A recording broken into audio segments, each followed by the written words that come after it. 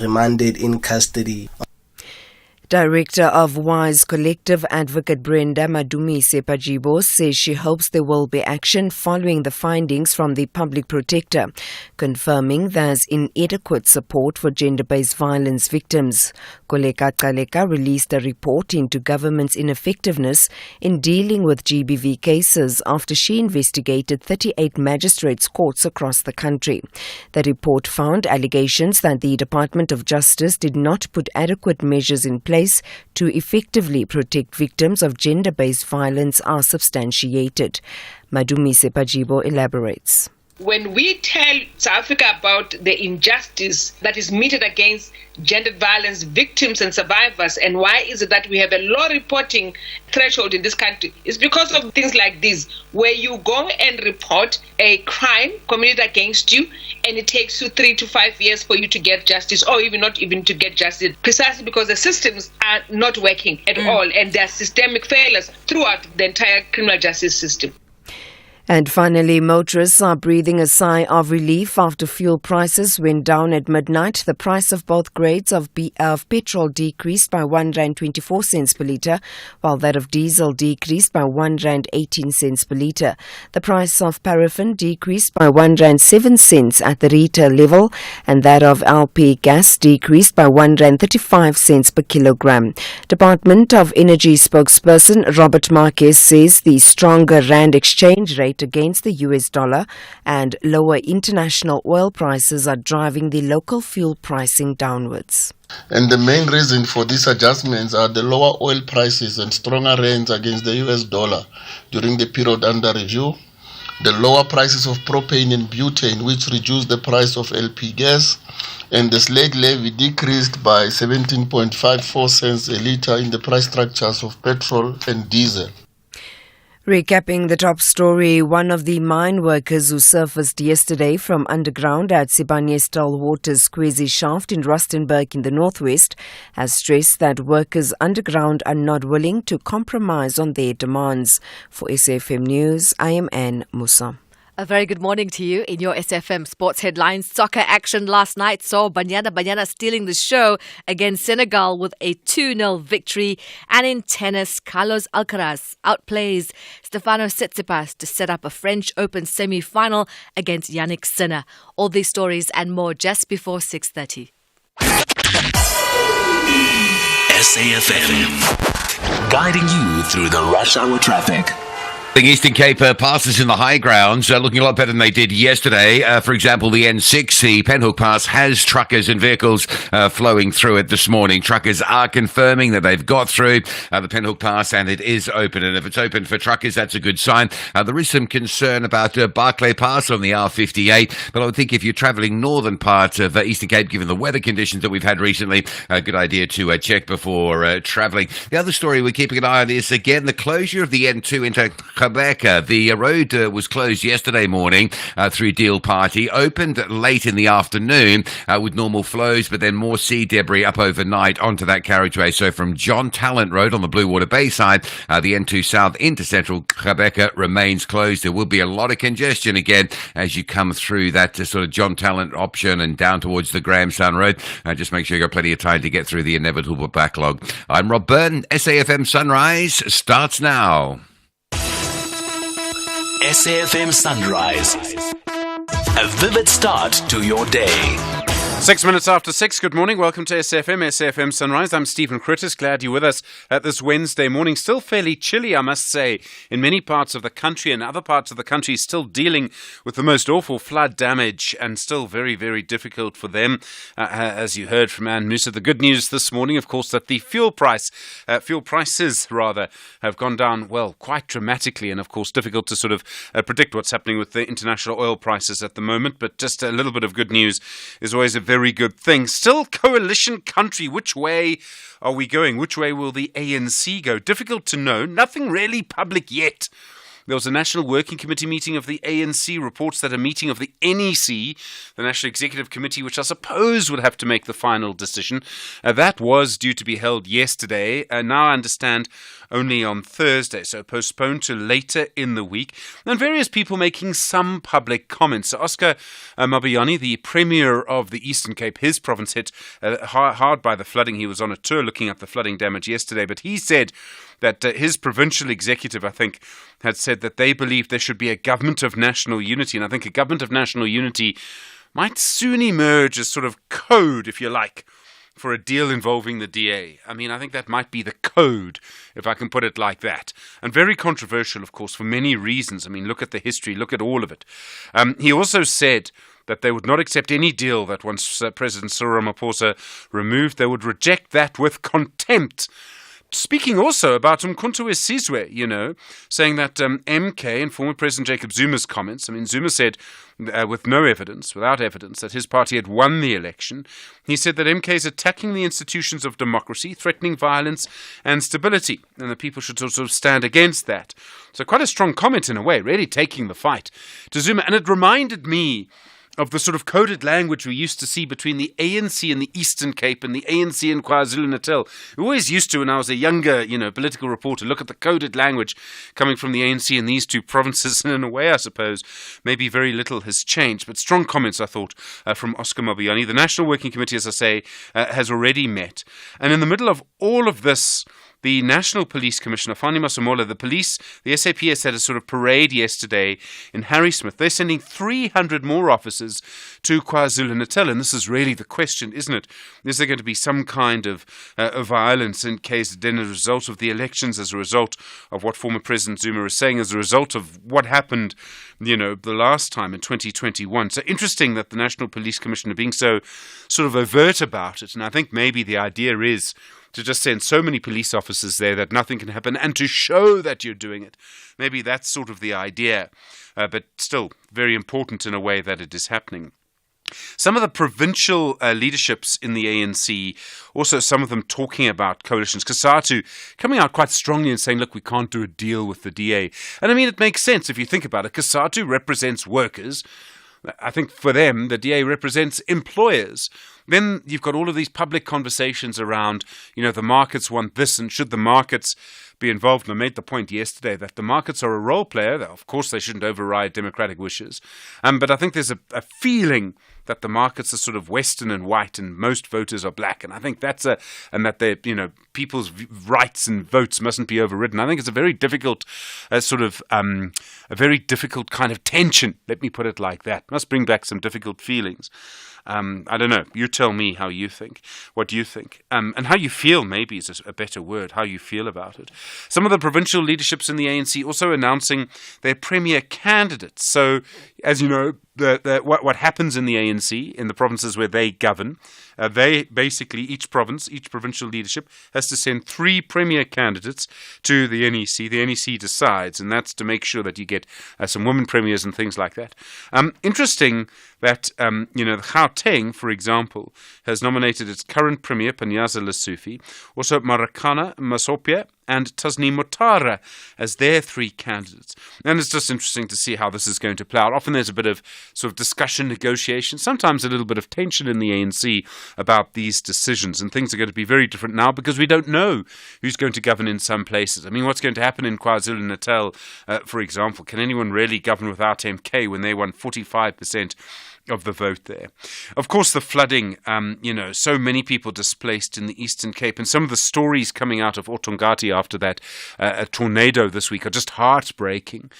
Stories of, a woman looking for 2 babies, just too desperate to even think about, just awful. And as I say, Oscar Mabuyane inspecting the damage in the Eastern Cape yesterday. 8 people died there.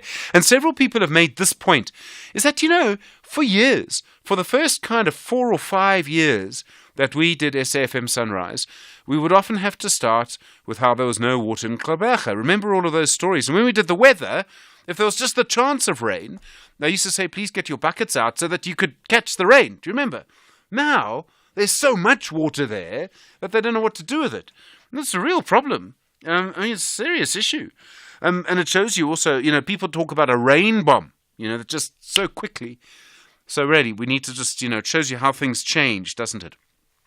There's been a decision by the Constitutional Court. They haven't made a ruling, but what they've said is that they'll hear an application brought by the economic freedom fighters about the decision by Parliament in 2022 to not adopt a report that recommended further investigation into Phala Phala and President Cyril Ramaphosa's Phala Phala farm. And you may remember there was that parliamentary panel that involved it was chaired by the former Chief Justice, Judge Sandile Ngcobo, and that they recommended there be more investigation. The Parliament take it forward. I mean, there's a lot of similarities here with Nkandla, I must just point out, on the law. And so now, one big difference, of course, is the Public Protector in Nkandla said these things must happen. The Public Protector in Phala Phala did not make recommendations like that, and not against the President directly. But still, now the Constitutional Court is going to hear this case, and I think there might be some stuff that comes out of it. And of course, it involves President Cyril Ramaphosa very, very seriously. Gayton McKenzie, the leader of the Patriotic Alliance, and this was a court case that came out yesterday, a court decision. You may remember a couple of years ago when he was mayor of Beaufort West, he actually held a big sort of fundraising gala or dinner for Beaufort West. For Beaufort West, he said that this was to raise money to provide services in Beaufort West. That was the idea. And the Western Cape Cooperative Governance and Traditional Affairs MEC has said, look, we want to know what happened to the money. We want the records of that. There's been a big fight about whether or not the PA has to hand over the records. The court has ruled that they must. And that one of the consulting firms involved must actually comply with the court order. They want to know where the money was. And there's a really interesting thing here. I mean, the PA says this is a sort of flawed ruling. Well, let's see. I mean, go through the process is always going to be what I would suggest. But if you say that you're going to, have a fundraising dinner or a fundraising whatever, and you say it's for this, I mean, do people have a right to know where the money went in the end? It's very interesting. But people in Beaufort West need to go and check the results of the Patriotic Alliance and see how they did there, because that was supposed to be a major point for them. All right, you know how to get in touch with us. Really good to hear from you this morning on 086 000 2032, SMS 41391. You tweet us FM Radio and at Stephen Grootes. Send your WhatsApp voice notes to 0614 104 107. I must just tell you, we've got a really interesting collection of voices for you on the Coalition Talks. Rolf Meyer later in the program, Willem Kosini Chlabisa, the leader of the IFP. I think he's an important person to speak to at this moment. Also, we'll speak to Professor Adam Habib, someone who's been watching our democracy for many, many years. Maybe has a bit more distance from our democracy at the moment, and maybe that will give him a different perspective. And Cheryl Carolus, who's played a senior role, occupied a senior role in the ANC as well. So there's a lot to come this morning, and I think we'll hear from other people as well. Good morning. You with SFM. Nice to have you along. It's 6:15. The Daily News Diary on SAFM. Speaking of people who watch our democracy very closely, Anne, good morning. Good morning, Stephen. How are you doing? I'm well, thanks. Yourself? Oh, let's wait and see. It's going to be an interesting couple of days. We are patiently waiting. Is it going to be ANC, DA, MK, ANC, EFF? Yeah, IFP there somewhere. Yeah, Yeah, right. We'll have to just wait and see, because we know that tomorrow the Chief Justice will receive the list of persons elected to the National Assembly and provincial legislatures. So, yeah, we'll see how things will unfold.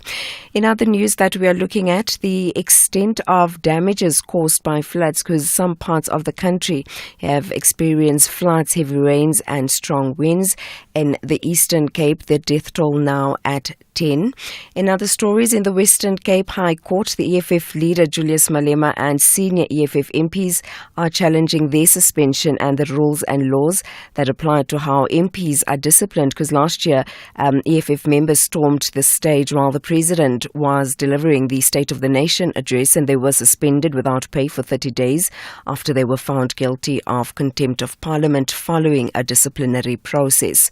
The pre-trial conference in the case of Thabo Bester and Nandipha Magudumana and their co-accused is set to begin in the Free State High Court this morning, because 2 years ago, Bester, who was serving a life sentence for rape and murder, escaped from prison, allegedly with the help of Magudumana Kumana and several prison officials, Bester and Nandipa, were later arrested in Tanzania, and the accused face 16 charges between them, including fraud, corruption, assisting an inmate escape and the violation of dead bodies. In March, the pre-trial hearing was postponed due to changes in legal representation among the accused.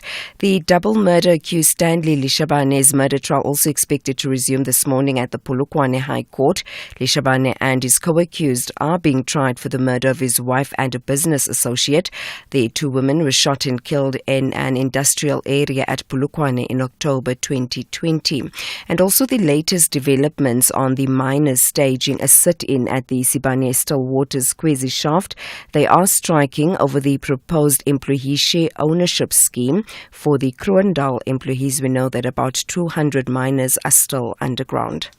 It's crazy that this is how protests have gone, just so dangerous to be underground. But I suppose the miners feel they have no other option. Anne Musa, thank you very much indeed. We'll be listening on the radio 18 minutes after 6. Stephen Grootes on SAFM. Let's have a look at your weather around the country this morning. Well, another level 6 warning, an orange level 6 warning. At some point, the Weather Service is going to have to explain the system. They're talking about disruptive rain resulting in the flooding of settlements, roads, bridges, and some communities could be cut off and a danger to life expected in places along the coast and adjacent interior of the Eastern Cape this morning. Storm surges also expected between Plettenberg Bay and East London. So just be aware, very, very sort of intense weather in that part of the country at the moment. Tshwane today, fine, a low of 2, a high of 19. Johannesburg, fine, 1 and 17. Vereeniging, fine, 1 and 17. Bombela, fine, 11 and 27. Polokwane, fine, 7 and 21. Mahakeng, fine, 2 and 22. Vryburg, fine, -1 and 23. Mangaung, cloudy to partly cloudy at first, otherwise fine, 2 and 17. Kimberley, fine, 2 and 19. Uppington, fine, 5 and 22. Cape Town, cloudy, scattered showers and rain, a strong northwesterly, 12 and 16. George, cloudy, becoming partly cloudy, a moderate to fresh northwesterly, 13 and 19. Gqeberha, cloudy, scattered morning showers and rain, becoming partly cloudy in the afternoon, a fresh to strong westerly, 12 and 21. East London, cloudy, scattered morning showers and rain, becoming partly cloudy in the afternoon, a fresh to strong westerly wind, 10 and 22. eThekwini, fine, a moderate northwesterly wind, 15 and 24. Richards Bay, fine, a moderate northwesterly, 14 and 25. And Pietermaritzburg, fine, a low of 7, a high of 22. And we would buy 500 cars, and we would buy 500 more. So sell your car for the best price, and we won't think about it twice. We buy cars, we buy cars. Da-da-dun-da-da-dun-da-da-dun-da-da-da-da. We buy cars, we buy cars. Da-da-dun-da-da-dun-da-da-dun-da-da-da-da. We Buy Cars, the easiest way to sell your car by far. So, a lady from Air Officini just turned 55, and although I'm still a spring chicken, there's a part of me that envies her, especially since she now qualifies for a Nedbank Electronic Optimum Plus account with capital guaranteed. Talk about FOMI, huh, voice man? If you mean FOMO, then definitely boss man. And she can earn up to 12.65% interest. Anyone over 55 can open theirs via the Nedbank Money app. Visit our website for more information. See money differently. Nedbank. We're a licensed FSP and registered credit provider. T's and C's apply. Worldview Update, bringing you closer to international or global news. 21 minutes after 6 now the time. In India, the Prime Minister Narendra Modi's Bharatiya Janata Party has won a third straight term in power, winning elections there, but in what is a shock to most of the country, his party has fallen short of a majority, meaning it will now have to govern with other parties. May remind you of another country. His party won 240 seats. Before the election, he had hoped to win 400 seats. That would have created a supermajority in a parliament that has 543 seats. In other words, he does now have to govern with other parties. Polling before the elections had indicated he was on course to become India's most powerful Prime Minister in many years. Professor Elf Nilsson is director at the Centre for Asian Studies in Africa at the University of Pretoria. Professor Nilsson, good morning. Good morning, Stephen. All the polling indicated that Modi would become more powerful. There'll be a supermajority. He's become less powerful in this vote. What happened? Well, what happened is the question that anyone watching Indian politics is asking themselves. And I think there's convergence around the argument that economic performance seems to finally have caught up with the BJP to some extent. It is a fact that the Indian economy has been riddled with deepening inequality, with persistent and very extensive unemployment, stagnant wages, inflation, persistent poverty, and that seems to have eaten away at some of the current Prime Minister's popularity. There's also been widespread concern among more marginal groups in Indian society about the provisions for affirmative action that are a part of the constitution and various legal frameworks, and whether that would be changed if the governing party was to return with a supermajority. And that seems to have driven voters away from the BJP to a certain extent and towards the India Alliance, which has been quite explicit in emphasizing economic justice issues and in emphasizing the necessity of maintaining affirmative action of various kinds in order to secure or improve the livelihoods and indeed the lives of India's more marginalized citizens. When we talk about affirmative action in India, we're talking about, it's quite a difficult phrase, what are described as lower caste people, right? Precisely. This would be forms of reservations, of public sector jobs, of places in educational institutions and so on and so forth for lower caste groups. So it's what's called reservations in the Indian context, and they are deemed to be very important for whatever forms of social mobility and material improvement that many lower caste groups are able to access, and also for securing dignity, basically. Does the BJP now need other parties to work with them? And we're just beginning to learn how that will work in our system. How does it work in India? Well, this is interesting because India has, in a sense, returned to coalition politics after a decade of BJP majority, of a straight BJP majority, as you mentioned in your introduction. There are two parties in particular that will be decisive here in terms of enabling the BJP to govern, and it'll be interesting to see how this pans out. But because due to the fact that the BJP held a pure majority on its own after the 2014 and 2019 elections, they are not accustomed to a collaborative approach, let's put it that way, to governing the country. So this adds for an element of less predictability and certainly also of possibly more instability in Indian politics. When India first became independent, there was the Congress movement, which governed for a very long time, and a bit like our African National Congress, and the two at one point had very strong relationships, and Gandhi, of course, learned some of his politics here. But the Congress movement, the point was to sort of govern for everybody, to include everybody. We see the BJP, which is described sometimes as a kind of Hindu chauvinist, to try and include, to try and really base itself on religion. Do you see this as a rebuke against what Modi has been doing? Is this pushing back to maybe an earlier tradition in India, or is it too soon to say? I think what is pushing back towards is a politics of social justice that has been very important in India for a long time, and especially from the 1990s onwards, where lower caste groups also departed, if you will, from the Congress to assert their own claims to redistribution, for reservations, for other forms of recognition. And that particular politics was taken up by the India Alliance again after it had been dormant for quite a while in the campaign for these elections. And that's what's interesting, that that political agenda seems to have been able to attract quite substantial popular support. All of this being said with the caveat that the BJP will go ahead and form a government for a third time. Do you think Modi's going to change the way in which he governs? And the Indian currency lost a huge amount of value yesterday because his reforms have been seen as helping to grow the Indian economy. Well, there are several things that would indicate that. One being that obviously there are coalition partners now that are far more important than ever before, which will have to be taken into account.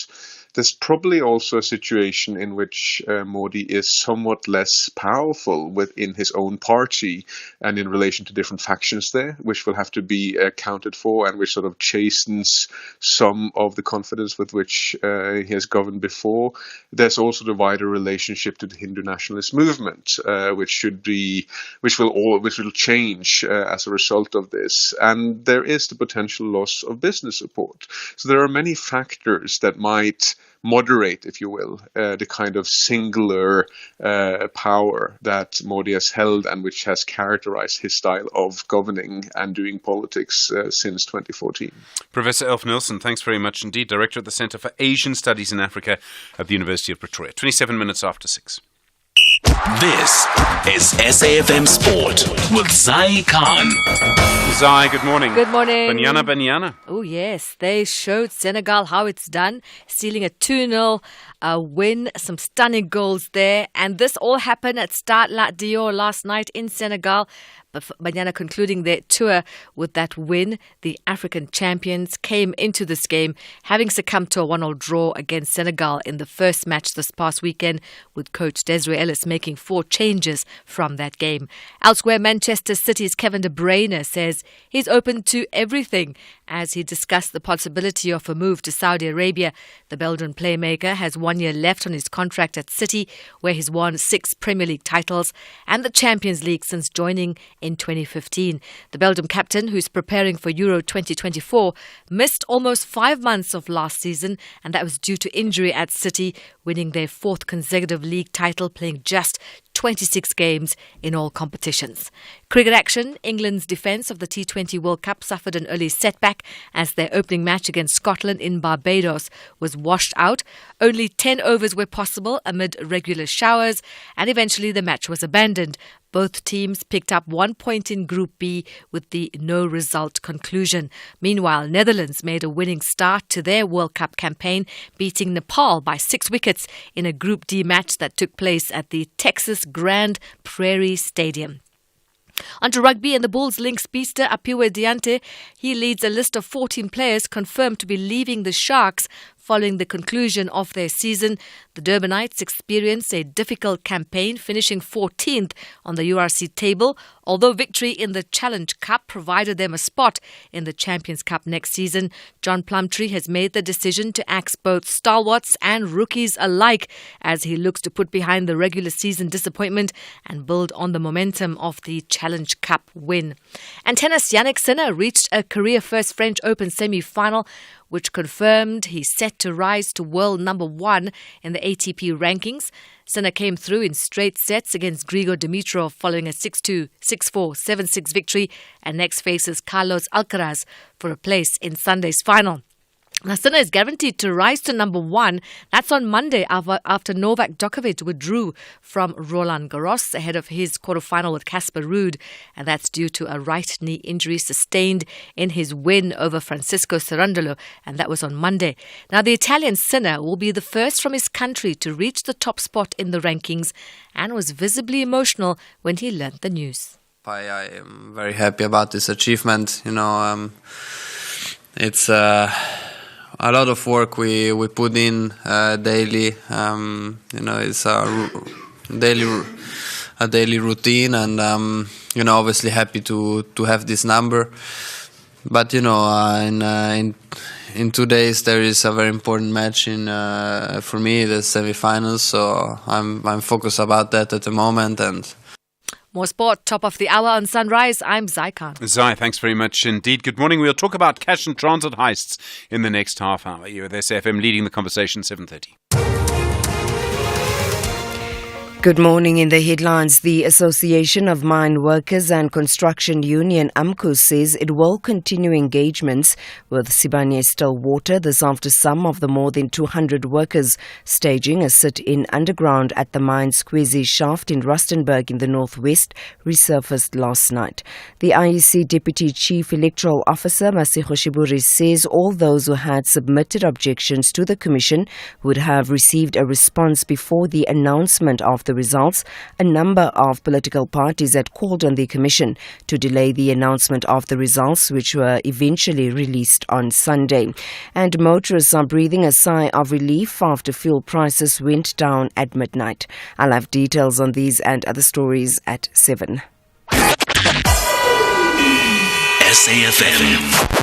Guiding you through the rush hour traffic. Good morning. How things looking okay on the roads this morning? Just going a little bit further east, Mpumalanga, Emalakhleni looks clear of any major fog and mist disruptions, so that's good news. Not quite sure what's happening on the N3 to Durban, coming out of Pietermaritzburg, but it is literally a broken down truck after a broken down truck after a broken down truck this morning. There's been multiple of them. They clear and then another one breaks down. I don't know whether it's related to the cold weather, but from Ashburton through to Linfield Park seems to be the problem area for these trucks, and there is currently one just before the Linfield Park exit. Roadworks on the M4 Southern Freeway lifted in time this morning for the rush hour. So the roadworks that happened overnight at Congella were starting to be lifted about 5:15 this morning. So that's all out of the way. And Cape Town, an earlier crash, N1 inbound at Sable Road's been cleared, but it's left some really big traffic. It's a heavy one on Route 1 from Belleville. And the N2 going into central Quebec remains closed through Deal Party. This morning a bit different. Yesterday we saw rocks and debris. This morning we're actually seeing the sea up on the N2 South. Quite incredible.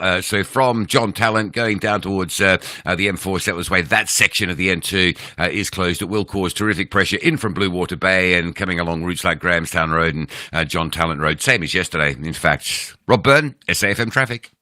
The business update on SAFM. Intaleng Lechele, good morning. Morning, Stephen. I hope you're well. Oh, good. How are the markets this morning?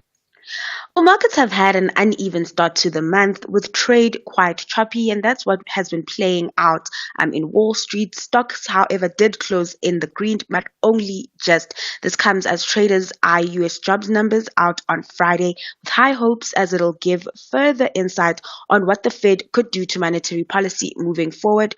Over in Asia, those stocks tracking Wall Street's positive cues overnight, trading mostly in the green. We started to see easing of global yields, further boosting overall sentiment. Back at home, the optimism did not filter through, with red across the board, all shared down 1.1%. The biggest loser was the financials, losing over 4% in yesterday's close. In currency markets, it's been a roller coaster ride for the rand, reporting really big gains and really big losses over the past few weeks. It's currently trading steady at 18.69 to the dollar. And the Treasury says a coalition will not harm the fiscal stance. Now, amid all these coalition talks, there's been some concerns, with some saying that the new government will weigh on the country's fiscal stance. And according to Director General Duncan Peterser, this is not the case, as Treasury intends to stick to a balanced fiscal stance under a coalition government. Now, in addition to that, he said a balanced macro fiscal stance becomes more defensible in an uncertain political environment, and Treasury intends to continue managing the fiscal stance along those lines. This announcement, of course, comes as South Africa waits for the conclusion of those talks. The ANC has up to 2 weeks to agree on a coalition pact or another form of power-sharing arrangement with other political parties after its share of the vote dropped below 50% for the first time in a post-apartheid era. And then British American Tobacco, it's warning of lower earnings.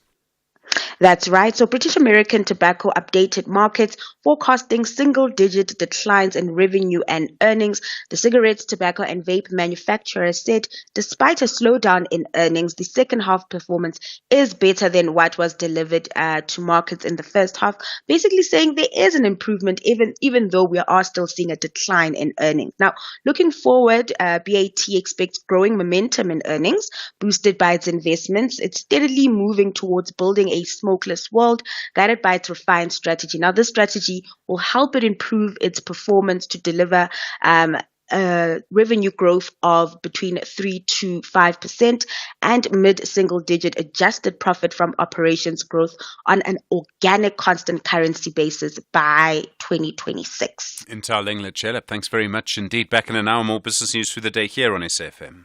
Africa Update on SAFM Sunrise, a continental overview of current African affairs. Russ Advocate Sipho Mantula, good morning.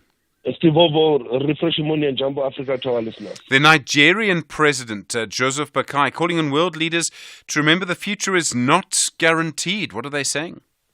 President of Liberia, Joseph Numa Bukai, Stephen, he's in this meeting raising the issue of transformative future to the continent, that in that we need to have equity, we need to have sustainable future for its people. But he's raising Agenda 2063 per se to say that when we link all this meeting of minds of the continent and the Asians, there's a need for the continent also to stick to its Agenda 2063 in terms of its change. So one will say that the issue of the global south development as well as the global complex issues, but he have raised that it is important for the African continent also not to be abused or not to exploit its natural wealth, because even if they are meeting in this summit, there's always this thing that Africa is always being seen as if they are also exploiting from the continent. So he's calling for the Agenda 2063 also to be part of this Korea Africa summit.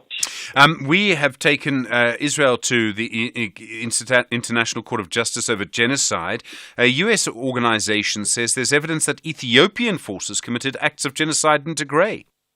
Stephen, this new Alliance Institute come up with 120-page draft that they are saying that there are some evidence that Ethiopia has committed genocide in Tigray between 2020 and 2022. It will be interesting to hear how the government of Ethiopia and the Tigray government respond on this allegation, Stephen, because the authors of it, they are saying that they want to call for Ethiopia to be brought before ICJ.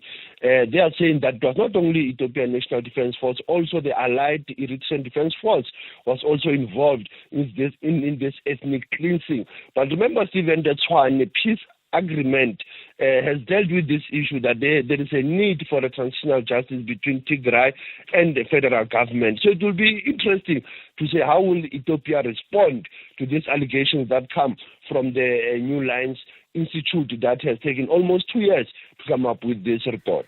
A court in Senegal has jailed 2 men for spreading false news. What happened? Stephen, Osman Sonko was accused for him for tolerating homosexuality. There was a visiting politician from France who was addressing the students at the Cheikh Anta Diop University. And that's where these 2 activists were saying that Osman Sonko allowed the French politician to come and perpetuate the same-sex marriages. Usman Sonko was very clear, Stephen, that in Senegal, what they have done is that homosexuality is not accepted, but it is tolerated. Now, these 2 activists have been jailed with a fine of almost $165 and $120 for them alleging and spreading false news against Usman Sonko, the new Prime Minister of Senegal. Sure, there's a lot going on there. And then something happened on our border with Zimbabwe. In the Bait Bridge, Stephen, yesterday the police arrested 2 Zimbabwean nationals, Stephen, for smuggling 124 ballistic cartridges. And this, Stephen, we know is linked to the ATM bombings. So it is an issue that the cross-border crime that happens between South Africa and our neighboring countries, whether Mozambique, Zimbabwe, Eswatini, Lesotho, it is the issue also of how they are also committing serious crimes of bank robberies, of heists. So it is important that the South African police are also now arresting most of these criminals who are jumping into South Africa. This is a cause of concern, Stephen, because we are talking of regional integration, but also we are having challenges of irreducible criminals who are still using their borders to can pursue their nefarious intentions to South Africa. And that is what it causes also the tension, Stephen, amongst us in the region. But I think our police force was able to arrest them yesterday. They will appear at the Musina Magistrate Court today. And then on this day, the 5th of June, 1975, this is an interesting little historical footnote. Stephen, 49 years ago, the then Cape Supreme Court sitting in Gqeberha in PE set aside the 1973 elections of the then Prime Minister of, the Chief Minister by then of Ciskei Lennox Sebe on the grounds of irregularities. But Sebe was able to come back, Stephen.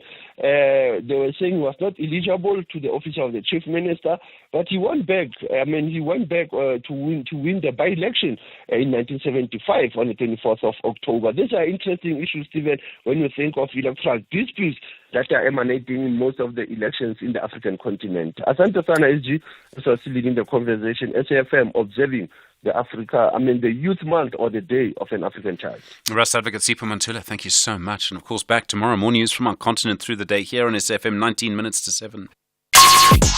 Call us on 086 000 2032. Let's start in Lala, in Polokwane. Lala, we were talking about COSATU earlier. They oppose a deal for the ANC with the DA. What's your view on COSATU? Stephen, good morning. I believe that the reason why ANC lost support or lost popularity from the people, more especially people from the rural areas, is because of COSATU. Because ANC put the policies and all these rules, but when we go to the organs of state to get service, or even to the municipalities, we get a service by the people who are the members of COSATU, who are giving us a poor service. And as a result, we end up blaming ANC. Today, the same COSATU that caused all these issues is now wants to blame ANC if ANC can go to coalition with other parties. I want to tell you, you can even go to the other bargaining councils that are dealing with labor matters that are from the state. You will find that there are very little or very few people who have been dismissed from their employment in the public sector because of poor service. Because the managers in the public service are afraid of COSATU and their trade union officials. Thank you very much. Lala, that's such an interesting point. I'd never thought of it like that. Thank you. Okay, yeah. I mean, I'm sure COSATU will disagree, but I understand your point. And how many times have we had conversations around government services? Thank you for that. Thando, I mean, you may well disagree with Lala. Thando on the line from eThekwini. Hi, coalitions. What do you think should happen, Thando? Yeah, hello, Stephen. Good morning. As loudly as you can, please. Okay, yes, Stephen. Yeah, I think I do get what the Eastern Cape Premier Oscar Mabuyan is coming from when he's talking about the national government, the government of national unity. Yeah. Yeah, because looking at the ANC and MK animosity, that should take the country nowhere. Instead, they will be fighting all the way. They will be fighting politics all the way. And with EFF as well, ANC and EFF, there will be a battle when it comes to the economic direction of the country. As we all know, the economic model of the EFF. Sure. Then, with as much as we hate to say it, when it comes to the DA, because of the past history, but I understand we have to forgive and forget. We don't have to forgive, but we have to forget about the past. But then, ANC and DA, when it comes to the government, I think that could be the better option. There could be some development, and maybe the country can have a positive direction. But I fully understand the history behind the DA. And how difficult it is. All right, Thando, thank you. Yeah, an interesting point about forgiveness and forgetting. Yes, no. Thando and eThekwini, thank you. Paul in Mangung. Paul, loudly, you're driving. Do you go along with that? Should it be an ANC, DA coalition? Should it be something else? Steve, I do have a problem with this coalition thing. I think there is a misunderstanding in the constitution, if I'm not mistaken. I don't know if you follow sport. Sort of. Because if you follow sport, you can't tell me that if Blue Bulls play with the Sharks, they have like a 30 point, the other one has a 20 point, they didn't win. It's something that I don't understand. Yeah. So they have to restructure the whole constitution thing, the 51% or 60% thing, so that we can know that if it's number one, stay number one. It doesn't matter if it's 49% or 40%. The scoreboard it says is number one ANC. You understand what I'm saying? Yeah, no, I understand what you mean, except in sport, it deliberately sets two teams against each other. In an election, you have a lot more players and they can still go in the same direction. I mean, for example, you could argue that the Freedom Front Plus and the DA go in sort of the same direction, or MK and the EFF. I mean, you could argue against that too. But do you see what I mean? So I think it's a game of a puzzle rather than a game of rugby. Steve, who is number one in politics? Yeah, sure, the ANC, yeah. Okay. Who is number one national? Well, the ANC, sure. Thank you, sir. Let us close the deal. Okay. Well, that's not how it works, but I understand what you mean. Maybe it's because... that's why I'm saying they have to change their position. But Paul, what would happen then if you had 100 parties, they each get 2% of the vote and one person gets 3% of the vote? Can you govern with 3% of the vote? But which one is number one? It's number 3. The one with the 3% is the one that is number 1, not number 2. All right, Paul, that's not the system we have, and I don't know if there's an appetite to change it. 13 minutes to 7.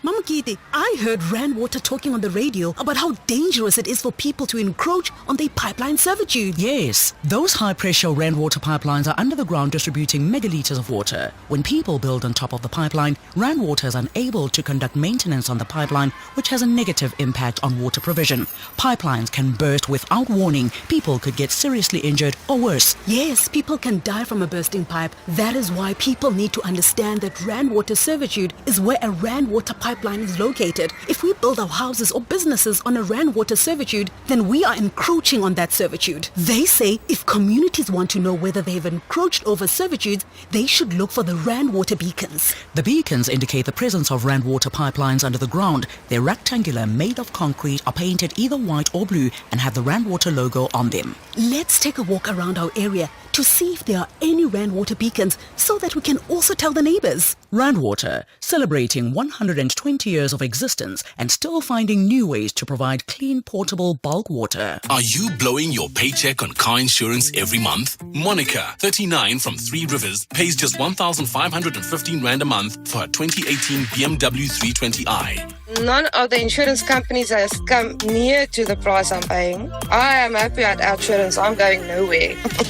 SMS out to 30754 now for a quick quote that could save you hundreds every month. You'll also find out about included benefits like panic assistance and help it out 24-hour roadside assistance. Yusuf, 45 from Tegadal, pays just 700 Rand a month for his 2021 VW Polo.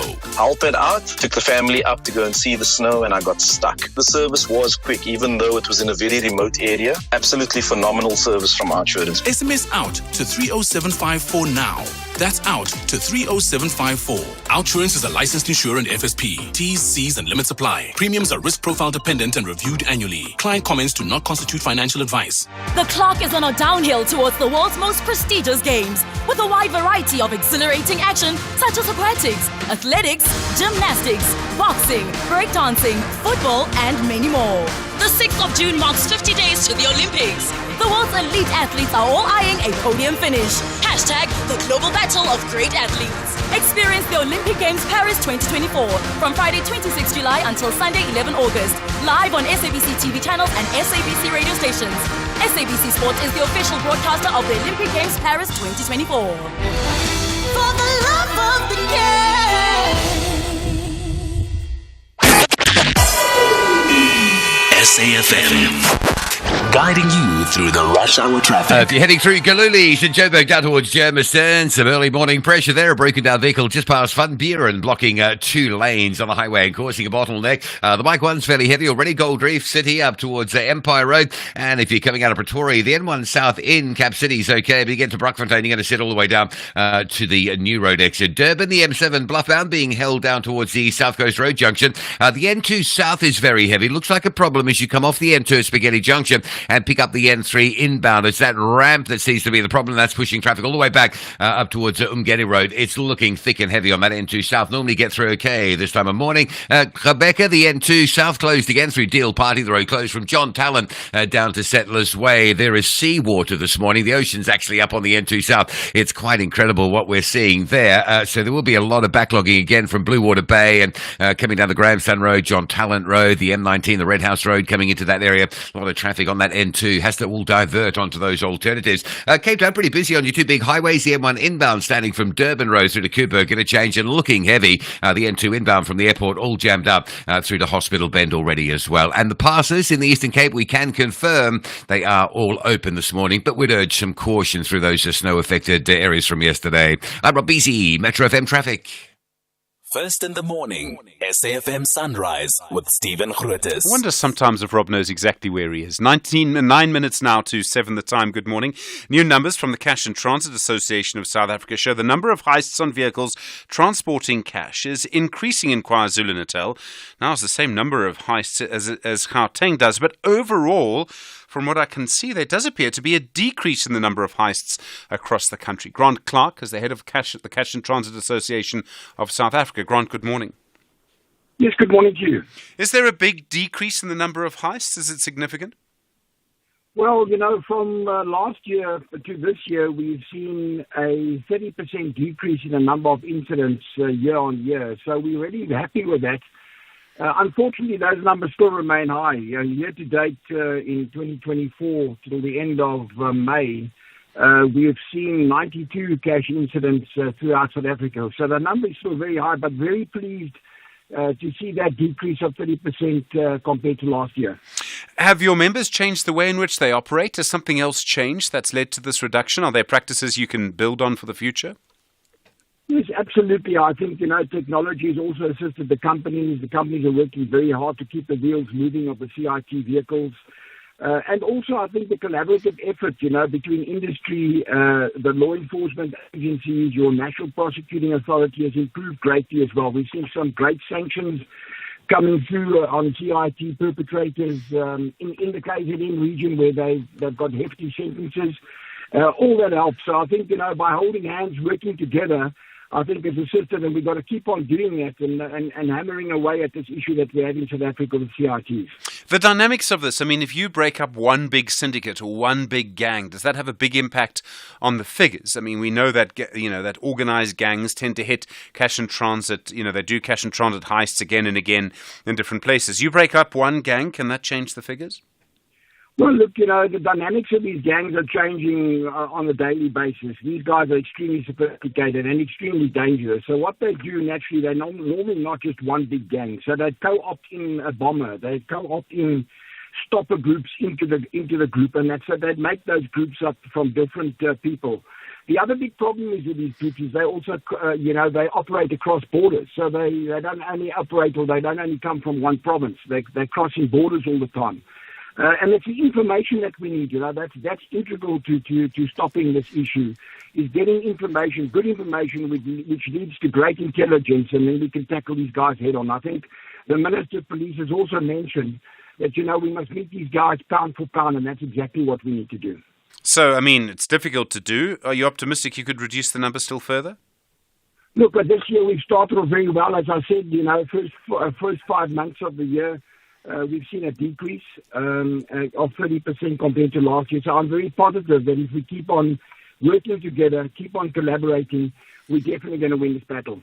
Grant Clark, thank you. The head of the Cash and Transit Association of South Africa. 6 minutes to 7. Big stories of the day. #SAFM Sunrise.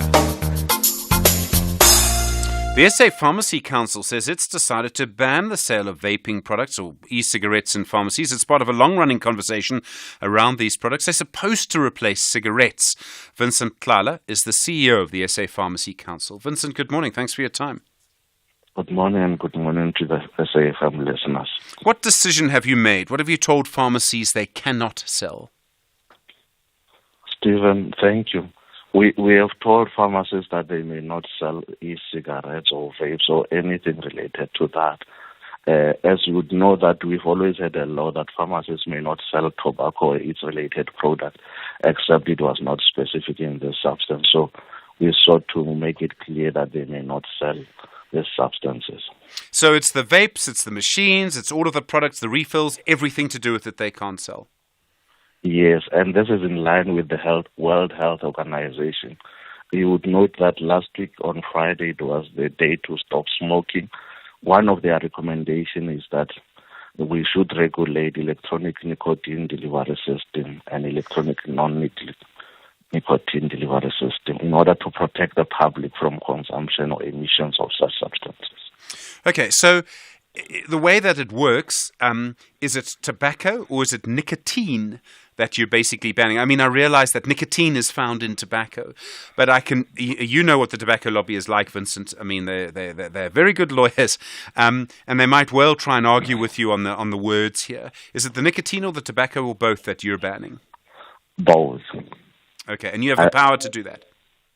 Yes, in our law affords us to do so. And we're not doing it for the first time. As I said, Stephen, we've always said pharmacies, one, may not sell tobacco or its related products, cans or even alcohol. So this time we are being specific. Do you believe vaping products are harmful? Stephen, it's not proven that they are in any way good. For that reason, pharmacies may not be selling products, and we know the effect of nicotine over the body. So it's a habit-forming substances. So pharmacies can't be selling habit-forming substances. Okay, so for you, it's the addiction is the problem. Not only that, but for the fact that we do not know the long-term effects on the human body. There will, Vincent. I mean, I would be surprised if there isn't some kind of challenge to this in some way. But pharmacies sell plenty of things that are bad for you. I mean, I love knickknacks and cheese curls. Pharmacies are allowed to sell knickknacks and cheese curls. Why not, vaping products? Stephen, I think we are specific on this one because we know pharmacies are health establishments. For obvious reasons, we always said you may not sell tobacco which contains nicotine, and in pharmacology, nicotine is very addictive. So for that reason, unless if it was used for the purpose of smoking cessation, but in this instance, it's mainly for luxury and nothing else. Okay, I'm with you. What happens if a pharmacy disobeys you? And I don't know if pharmacies were doing this before. I imagine there might be one or two that might have been. I have no idea. Do pharmacies absolutely have to follow your decision in this? I mean, do you take action against them if they don't? Yes, they do have to follow our decisions, and many of them have always followed. But those who choose not to comply with our rules, we will bring them before the disciplinary committees and ask for stiff sentences, such as fine or even remove the pharmacy from our register. And when you come to this decision, do you consult with pharmacists about it, or do you just make a decision? How does it actually work with you?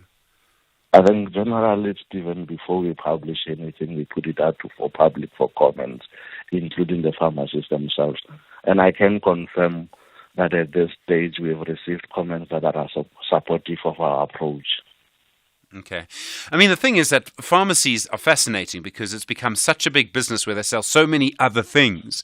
I mean, do you find more and more there are questions that arise like this, not specific to tobacco, but should people be allowed to sell this or that? Clearly, tobacco is in a class of its own for the way you regulate it. Yes, we do often get questions from pharmacies what they may sell and what they may not sell.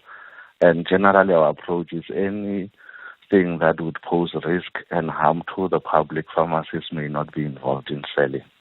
Vincent Tlalap, thank you very much indeed. CEO at the SA Pharmacy Council. Really do appreciate the time. It's a fascinating story, and it does show you also about how our markets work. All right, coming up in the next hour, these are the voices we have for you on the coalition talks at the moment.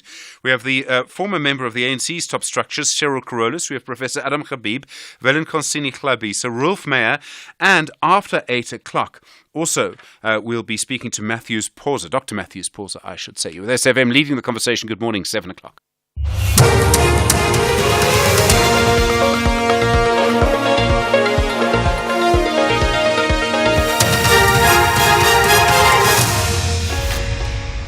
In our top stories, AMCU supports demands of protesting Sibanye Stillwater mine workers, and EFF's bid to challenge contempt of Parliament ruling back in court.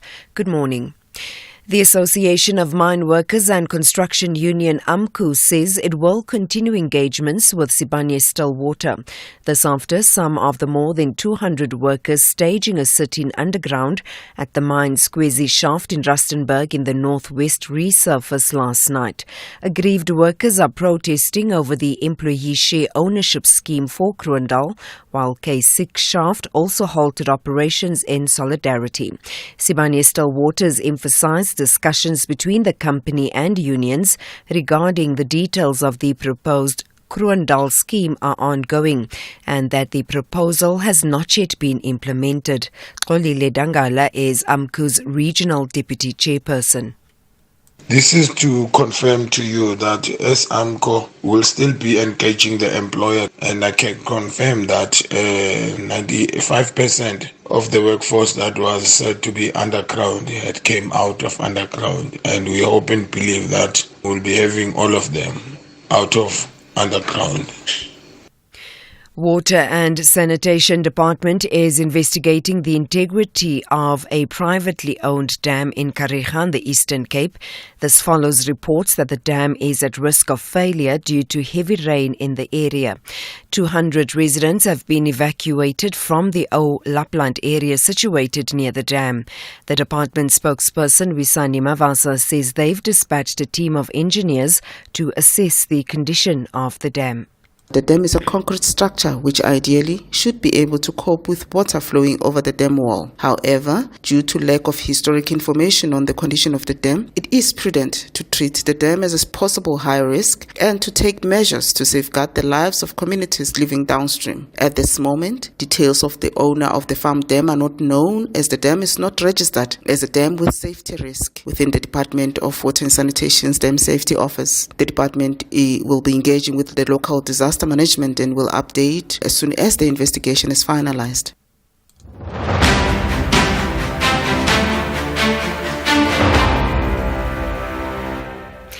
The IEC Deputy Chief Electoral Officer Masego Shiburi says all those who had submitted objections to the Commission would have received a response before the announcement of the results. A number of political parties had called on the Commission to delay the announcement of the results, which were eventually released on Sunday. The Commission had received 579 objections. Shiburi says when the Commission released the results, there were no outstanding objections, as there was no reason to delay the announcement. Where they agreed with the objection, the Commission would have told them the steps that were going to be taken. Where the Commission rejected those objections, the Commission would have informed the person of the reasons for the rejection. The Western Cape High Court will today hear the EFF's challenge to invalidate the National Assembly rules that saw the legislative body take action against 6 party members. Last year, 6 leaders, including EFF leader Julius Malema and Deputy President Floyd Shivambu, stormed the stage while President Cyril Ramaphosa delivered the State of the Nation address. They were suspended without pay for 30 days after they were found guilty of contempt of Parliament following a disciplinary process. Zoleka Kodashe reports. The applicants argue that the alleged attack on how they were disciplined places in issue the unlawful and unconstitutional features of the National Assembly rules. In papers before the court, they argue that this has the consequence of stripping Parliament's conduct of its rationality, reasonableness and fairness. They add that the powers, privileges and immunities of Parliament and Provincial Legislatures Act provides that before a House may take any disciplinary action against a member, inquire into the matter in accordance with a procedure that is reasonable and procedurally fair. Motorists are breathing a sigh of relief after fuel prices went down at midnight. The price of both grades of petrol decreased by R1.24 per litre, while that of diesel decreased by R1.18 per litre. The price of paraffin decreased by R1.07 at the retail level, and that of LP gas decreased by R1.35 per kilogram. Department of Energy spokesperson Robert Marquez says the stronger rand exchange rate against the US dollar and lower international oil prices are driving the local fuel pricing downwards. And the main reason for these adjustments are the lower oil prices and stronger rands against the US dollar during the period under review, the lower prices of propane and butane, which reduced the price of LP gas, and the slate levy decreased by 17.54 cents a litre in the price structures of petrol and diesel. Recapping the top story, the Association of Mine Workers and Construction Union says it will continue engagements with Sibanye-Stillwater. This after some of the more than 200 workers staging a sit-in underground at the mine's Kwezi shaft in Rustenburg in the northwest resurfaced last night. For SFM News, I am Anne Musa. A very good morning to you. In your SFM sports headlines, soccer action last night saw Banyana beating Senegal 2-0. And in rugby, the Bulls could head to Soweto for the URC final. We'll bring you the details just before 7:30. SAFM, guiding you through the rush hour traffic. Heavy traffic on Joburg Gen1 North, a collision seen just before you get to the four ways. Winnie Mandela Drive exit, traffic parking all the way back through Bayers Nordia and working back to 14th Avenue. Routes like Bayers Nordia and Malabongwe are bound to be pretty heavily backed up, trying to squeeze into that enormous queue going north. Durban's N2 south under some real pressure this morning, queuing up from in Under Road down through to Spaghetti Junction. The N2 north is probably heavier as well, with the queue almost back as far as the cement factory territory. Cape Town, very heavy. If you use the N1, make sure you've got plenty of time to get through. We're queuing from Durban Road at Belleville right through to the city centre. There's no gaps in that traffic, and the N2 into Gqeberha remains closed at John Talon due to seawater and debris on the road again this morning. Rob Byrne, SAFM Traffic. SAFM Sunrise. A vivid start to your day. 7 after 7, good morning. You with SAFM Sunrise. I'm Stephen Grootes. Well, a lot more to come. A sort of coalition country. Some of the conversations we'll have over the next little while about what could happen, what's going to happen, how difficult is it to make things happen, things like that. Very difficult to know how things are going to play out in the next little while. We'll hear from Cheryl Carolus in a little while. Rolf Meyer a bit later. Willem Konsini Glabisa, the leader of the IFB, very interested in his views on the situation in KwaZulu-Natal. I mean, would he be a part of a coalition that would keep Umkhonto we Sizwe out of power? Can you really do that? They won 45% of the vote. There's so many questions. Your mediated conversation a little later. We'll be talking about food and hunger in this moment. Food price is a big part of that. Good morning, you with SFM, 8 after 7. When the 5 years on your Audi Freeway plan comes to an end, what's next for your Audi journey? Extend your cover with the Audi Freeway Plan Extension. Get uninterrupted service excellence and continued peace of mind for up to 15 years or 300,000 kilometers. Or choose Audi Value Service, a convenient and affordable plan which covers your servicing needs over 2 years or 30,000 kilometers. Keep your Audi with Audi and experience value beyond tomorrow. Visit audi.co.za to find out more.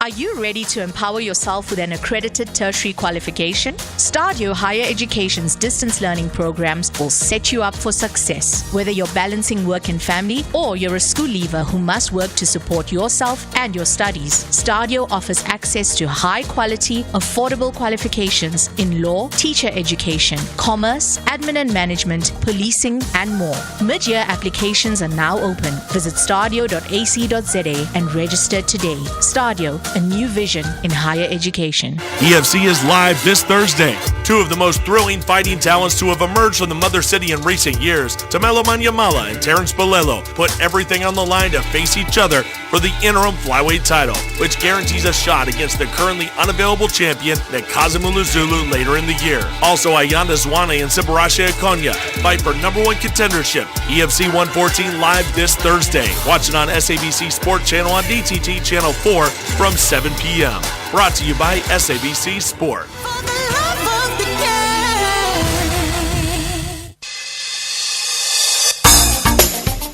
Big stories of the day. #SAFM Sunrise.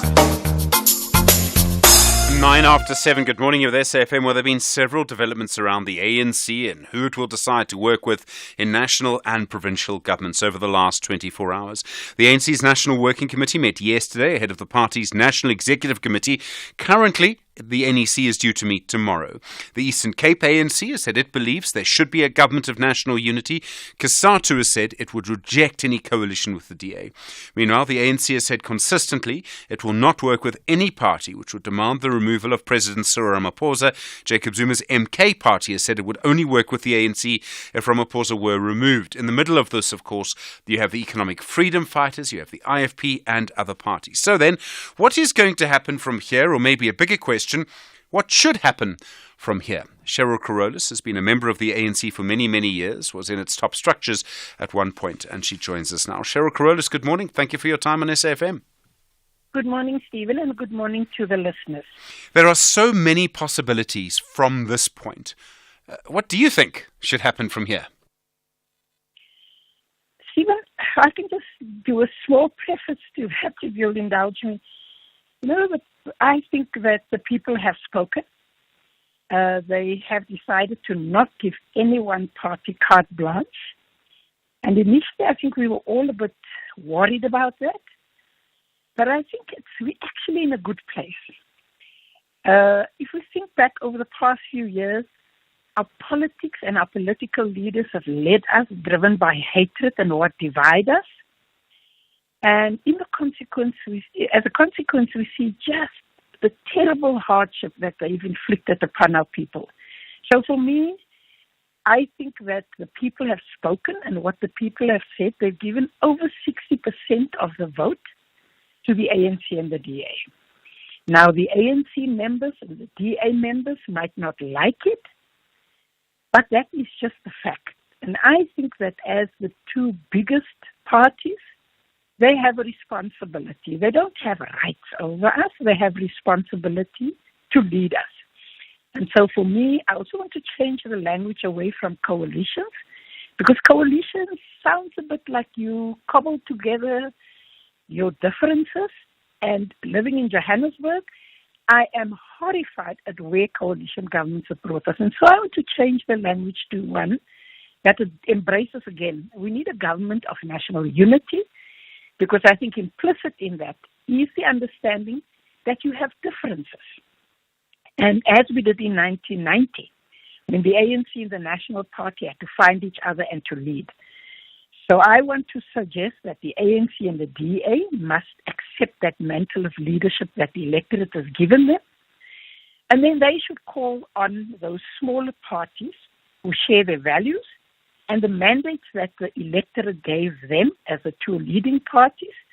They should call on the smaller parties who share those mandates and to join them to find common ground, and they must lead together. And then lastly, I want to suggest that they need to do again, take a leaf out of 1990 and immediately build strong links with key civil society organizations. And I'm not talking about the very good ones who do policy and all of that, but those who have a membership base, an accountable base, such as our trade union movement, our faith movement, and various sectoral organizations. And then I think that we need to understand there's a deadline of June the 17th, and I believe the ANC and the DA have a strong mandate. And the other small parties in there who share that mandate of theirs, they must stand together and build now. So should Umkhonto weSizwe be invited to join that? Well, Umkhonto weSizwe accepts the members, what the electorate's values are, that the ANC and the DA embrace. They should do that. So I don't think anybody should be left out of it, much as what we did with the Government of National Unity in 1990, when the principles that were embraced there. And I really think the ANC and the DA have a mandate, and they must lead with that. In KZN, obviously MK has a relative to the other parties, a mandate. I hope that they too will in fact embrace the mantle of leadership and actually find the wisdom there to work with people that the electorate wants them to lead with. I presume the same would go for the EFF and the IFP and other parties. I mean, you would... No, absolutely. Yeah. Absolutely, Steve. There's another thing that's happening, and it's interesting to watch this debate. There are many sort of business people or the markets or whatever language you want to use that I think are using all sorts of coded language. And they tend to agree with what you're suggesting, that in a way, though, it might be felt differently. So there are people who are trying to almost pressure the ANC to work with the DA. And there's also this idea, or maybe it's a feeling, that markets are trying to override voters, and markets are sort of Western or white, and most voters in our country are black, and that the markets are trying to sort of override the wishes of black voters. I think that must be a very intense feeling, quite a difficult feeling. Stephen, business and the trade unions are the two key players in the economic landscape of our country. And any political solution, a strong underpinning of that must be how we build a strong economy. An economy that is inclusive, and an economy where people with deep pockets are not the only game in town. They want part of an equation. And as I said, the other key player in our economy has to be the trade union movement, who have a membership-based structure and who have a mandate from their members. So without a doubt, when I talk about sectoral organizations or other key stakeholders, it has to include economic players. But it's not only business. The trade union movement is as strong. They have got policies of their own, and they have a base that they are accountable to. So I would say business and the trade union, the labor movement, need to also find one another. And we've got Medlec, but it's a little bit tired, but whatever way they do, they must actually find each other. COSATU is opposing any deal with the DA. Should they have a veto over this? I mean, they're the biggest workers' movement in the country. Stephen, I think when we start speaking on the basis of the principles that unite us, everybody will find each other. That's one thing we're very good at as South Africans. But I think that the ANC and the DA have almost 2/3 of the vote of the people of this country, and they mustn't try to rule us. They must actually lead us. And I think there's a fundamental difference there. I think many people say that this moment reminds them of 1994. Let me be clear, I think we are in a moment of real change in government. But isn't that taking it too far? I mean, wasn't 1994 a much bigger change, a change that led to a transformation? I don't know if this leads to a transformation. My point is that I worry about that comparison. I don't know if it really works for me to say this is 1994. It's a change, sure, but 1994 was so fundamental, and what was new was so different to what was old. I mean, can we really compare these moments? Stephen, I wouldn't want to start with comparisons because that kind of nostalgia is not helpful. But I do think is what we are facing is a watershed moment. And I think the electorate spoke on that. That again, we find ourselves where there's such a set of different opinions about where we go. But I do think the electorate has spoken. And that's why I want to say that you lead from the front. And the ANC and the DA must accept that they are going to have to lead from the front. They are the two strongest parties, that they represent a very significant part of our people, and they're going to have to step onto it. And the thing about leadership is that you can't be arrogant. That's what got us into the mess where we are today, where our country is bleeding. And this is where those two parties need to really accept the mantle of leadership. They have a free and fair election. They've had something that nobody has been able to prove that there was anything fundamentally wrong that would have changed that outcome, and they must lead from the front. They might not, and you know the point about 94, Madiba said to us at the time, you do not negotiate with your friends. You talk with your friends. You need to accept that you have to sit around the table and negotiate with people where you have some differences, including some fundamental differences. But what you have to accept is the basis that there has to be some values that underpins it. And I believe that the ANC and the DA members share fundamental values about how we need to take this country forward. And it's based on peace, it's based on lawfulness, and that's where we need to build on 1994. We can't hark back to 1994. We're not there.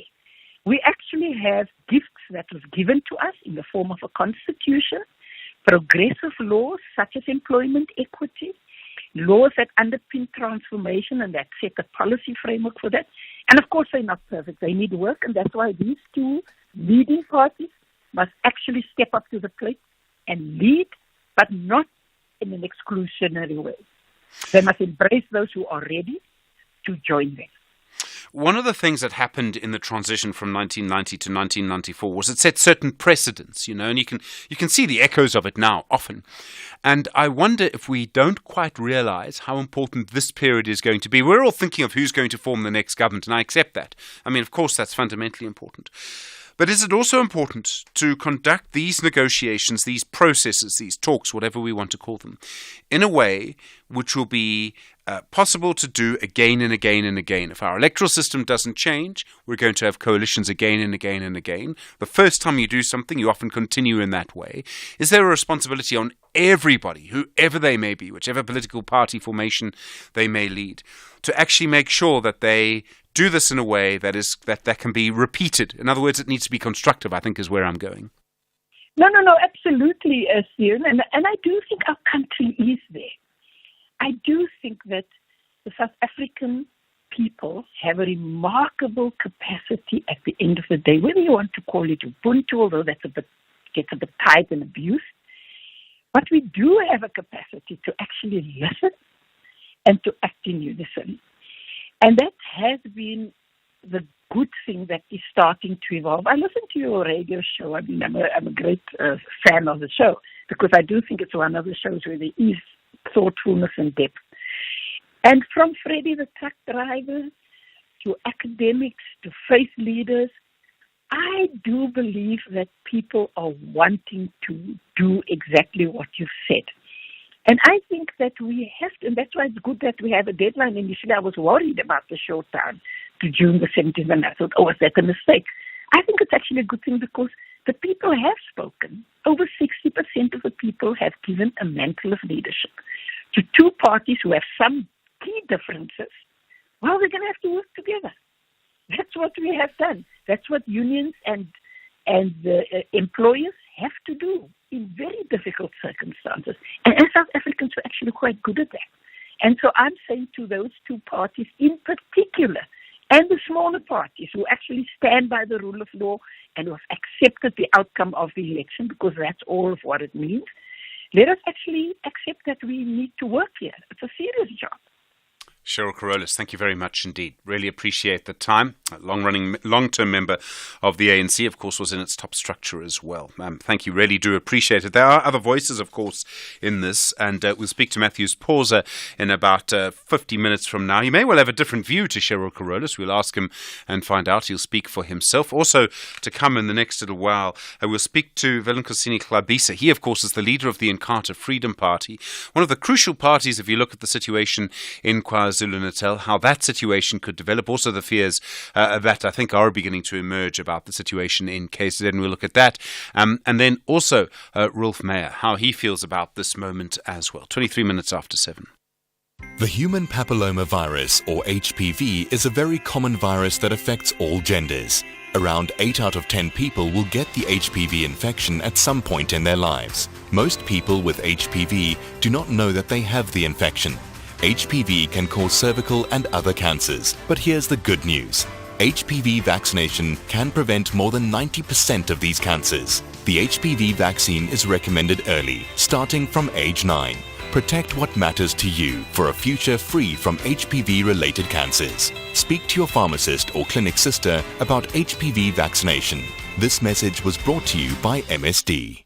EFC is live this Thursday. Two of the most thrilling fighting talents to have emerged from the Mother City in recent years, Tamelo Manyamala and Terrence Bolelo, put everything on the line to face each other for the interim flyweight title, which guarantees a shot against the currently unavailable champion Nkazimulu Zulu later in the year. Also, Ayanda Zwane and Sibarashe Akonya fight for number 1 contendership. EFC 114 live this Thursday. Watch it on SABC Sport Channel on DTT Channel 4 from 7 p.m. Brought to you by SABC Sport.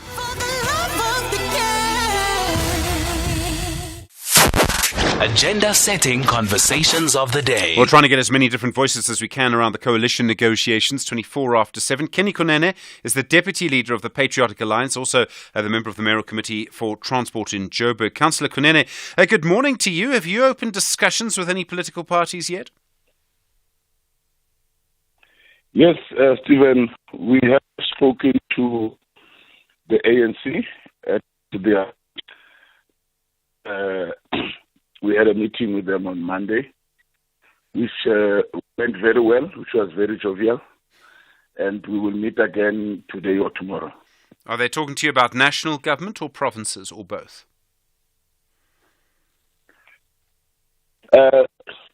Framework of a government that the different options of envisaging a government of national unity, grand coalition, minority government that would then have relations with parties or a party in terms of a case by case. So It was more of a presentation of the framework of government. And they then said they're going to have meetings with the NEC. And after the NEC meeting, they will then come back to us and tell us whether they are going with us or not. If they are going with us, then they will present what they came up with as a final decision with the NEC, and we'll see if it's something that they agree with or not. And at this stage, would it be a problem for you if the Democratic Alliance, who you've campaigned hard against, was a member of that sort of government of national unity, or would you be prepared to join it even with the DA there? They could be going to coalition with anyone who would understand the role that we want to play in servicing our people, delivering service delivery, the type of governance that is free from corruption, and so on and so on. So, in the event there is that discussion, we will listen to them. But at the moment, it is only the ANC that has reached out to us. Kenny Kunene, thank you. Not a very strong line, but I appreciate the time. Thank you. Deputy Leader of the Patriotic Alliance, 27 after 7.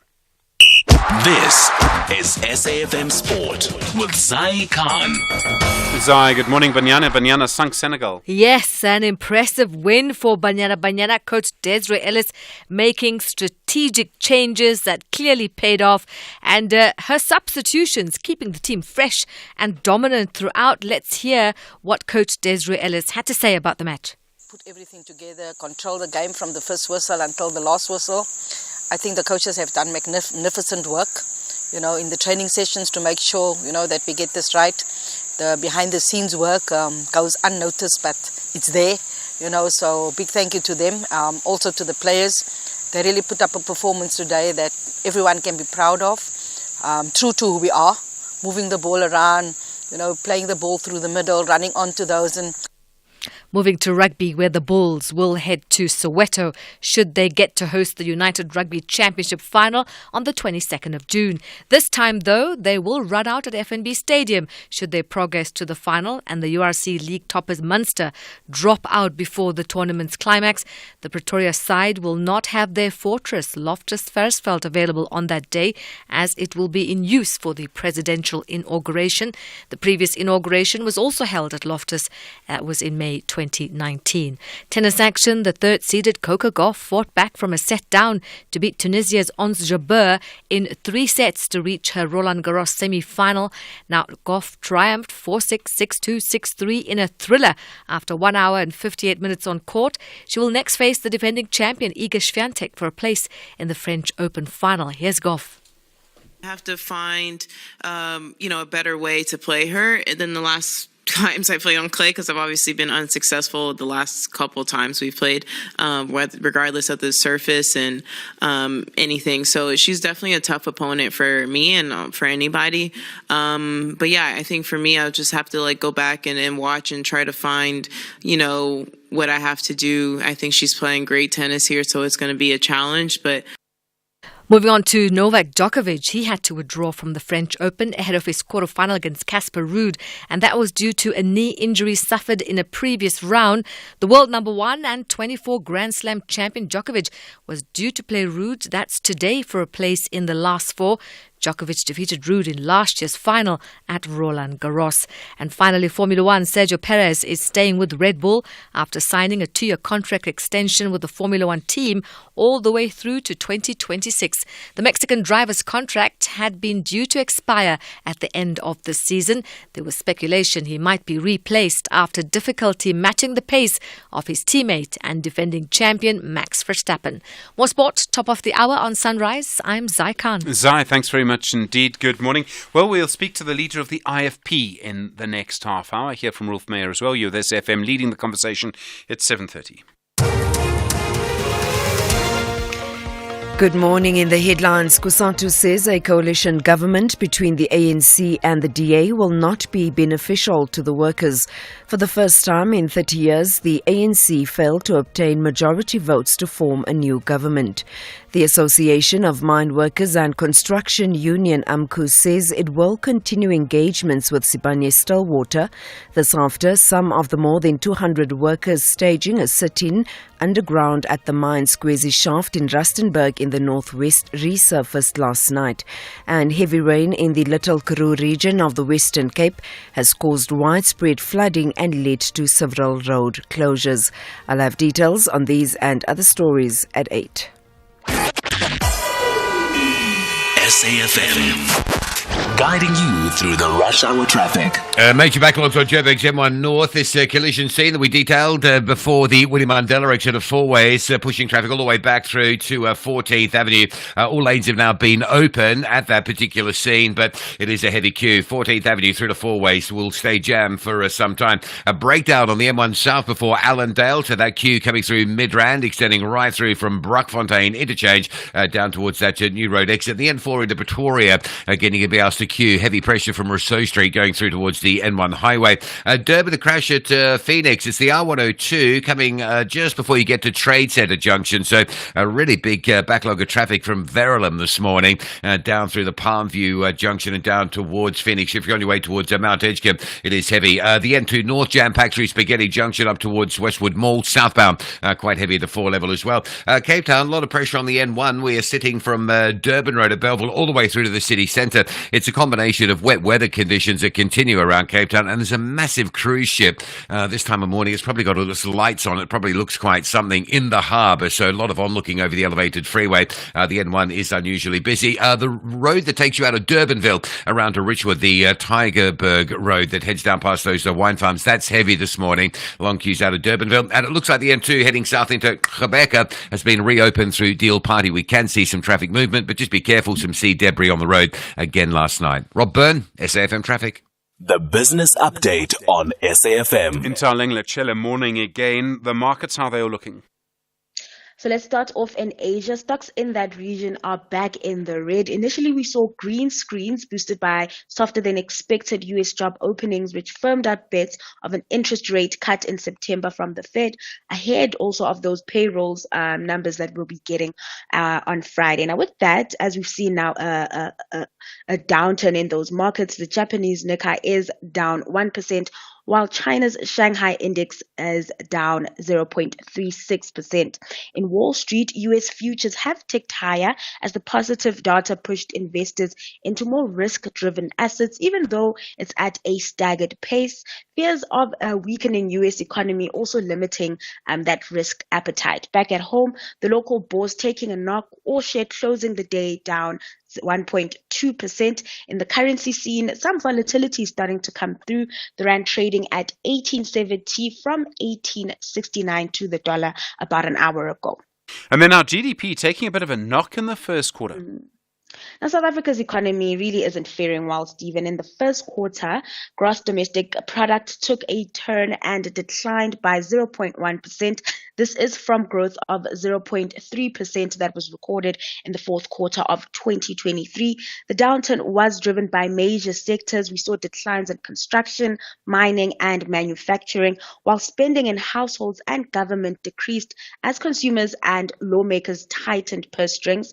A bright spark in the print was the agri sector, that industry posting growth of 13.5% in the first quarter, contributing 0.3 of a percentage point to overall GDP. Now, when looking at the outlook, economists seem a bit more optimistic when it comes to growth.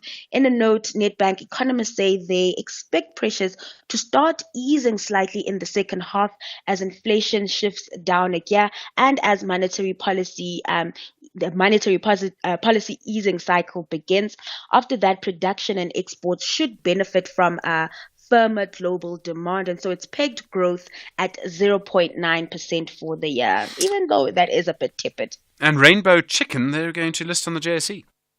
So the JC will be welcoming a new company on the board. So that's as RCL Foods spins off its poultry division, Rainbow Chicken. The company will make its debut on the main board next month. Now, RCL says this is the result of a significant effort by the respective management teams, and it's underpinned by confidence in the ability of Rainbow to operate on a standalone basis and deliver sustainable growth over the long term. The move will also allow RCL Foods to focus on its branded food businesses and minimize the effects of a commodity business in which profit and loss are subject to cyclical fluctuations. Investors seem to have liked the news as RCL's share price rose 5% at yesterday's close. Intaling Lechela, thanks very much indeed. Do appreciate it. Back tomorrow, more business news, of course, through the day here on SFM, 24 minutes to 8. Call us on 086 000 2032. Okay, lots going on this morning. We'll hear from the IFP in a moment. You've heard from the Patriotic Alliance. They say that they have had a meeting with the ANC already. Look, everyone, I think, is meeting with everyone else. And in my own sense of things, is that things are going to go back and forth. One day there's going to be a deal with the EFF. The next day it's going to be a deal with the DA. We're not going to know for a little while, just as how I see things. You heard Cheryl Carolus earlier. She's strongly pushing a deal for the ANC and the DA. Taki in Limpopo, how do you feel about that? Good morning. Yeah, good morning, Stephen. I pretty much agree with really? Cheryl Carolus. Yeah, I think it would be a positive move. Believe you me, in as far as I'm concerned, it will put meaning to the numbers. The voters, as Carolus has put it, the people of this country have put the BA and the ANC, given them most of the votes. So it makes perfect sense, really. But I guess even my understanding is that I think the call by COSATU, it's really not for the interest of the people of South Africa. We don't want a situation where this whole thing of the motion of no confidence keep playing out in Parliament. Yeah. If we put these smaller parties who still have ego issues, we are going to have problems. In as far as that is concerned, it will keep government at a national level very unstable. The last one that I want to indicate, Stephen, is that the DA also, like the ANC, have record of governing this country. The DA has been governing in the Western Cape. So for me, it's a significant confidence level that we can give to these two parties to govern our country. All right, Taki Limpopo. Sorry, I'm sorry to cut you there, Taki. We've got a lot of calls this morning. Active Citizen in Polokwane. Hi, COSATU. Do you agree with Taki? I mean, I can understand COSATU. I mean, they represent workers. The DA, to them, represents employers. If there's anyone who has lost in the past 30 years, is no one other than the workers under the leftist ANC.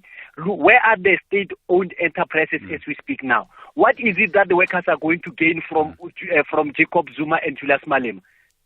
So COSATU must stop politicking, must stop, looking for the position for themselves in government instead of looking at the interest of the workers. The core mandate of COSATU and any other union is to protect the interest of the workers. But what did the workers gain in the past 30 years under the leftist ANC? Absolutely nothing. If there's anyone who has lost under the ANC government in the past 30 years, are the workers. So look, we don't need a rocket scientist that the coalition between the ANC and the DA would attract the investors. And when investors are attracted to South Africa, who's the first person to benefit? Are the workers. So COSATU must stop what they're doing. They've put us under the bus for the past 8 years. They must stop it, and they must stop it right here and right now. All right, Active Citizen. Probably a very controversial view, but I hear you. Thank you. 21 minutes to 8. Conversations that you connect with and react to. SAFM. Well, there's still no certainty about what's going to happen in the coalition talks. We know the ANC is holding a series of meetings with its leaders. Other parties are doing the same thing.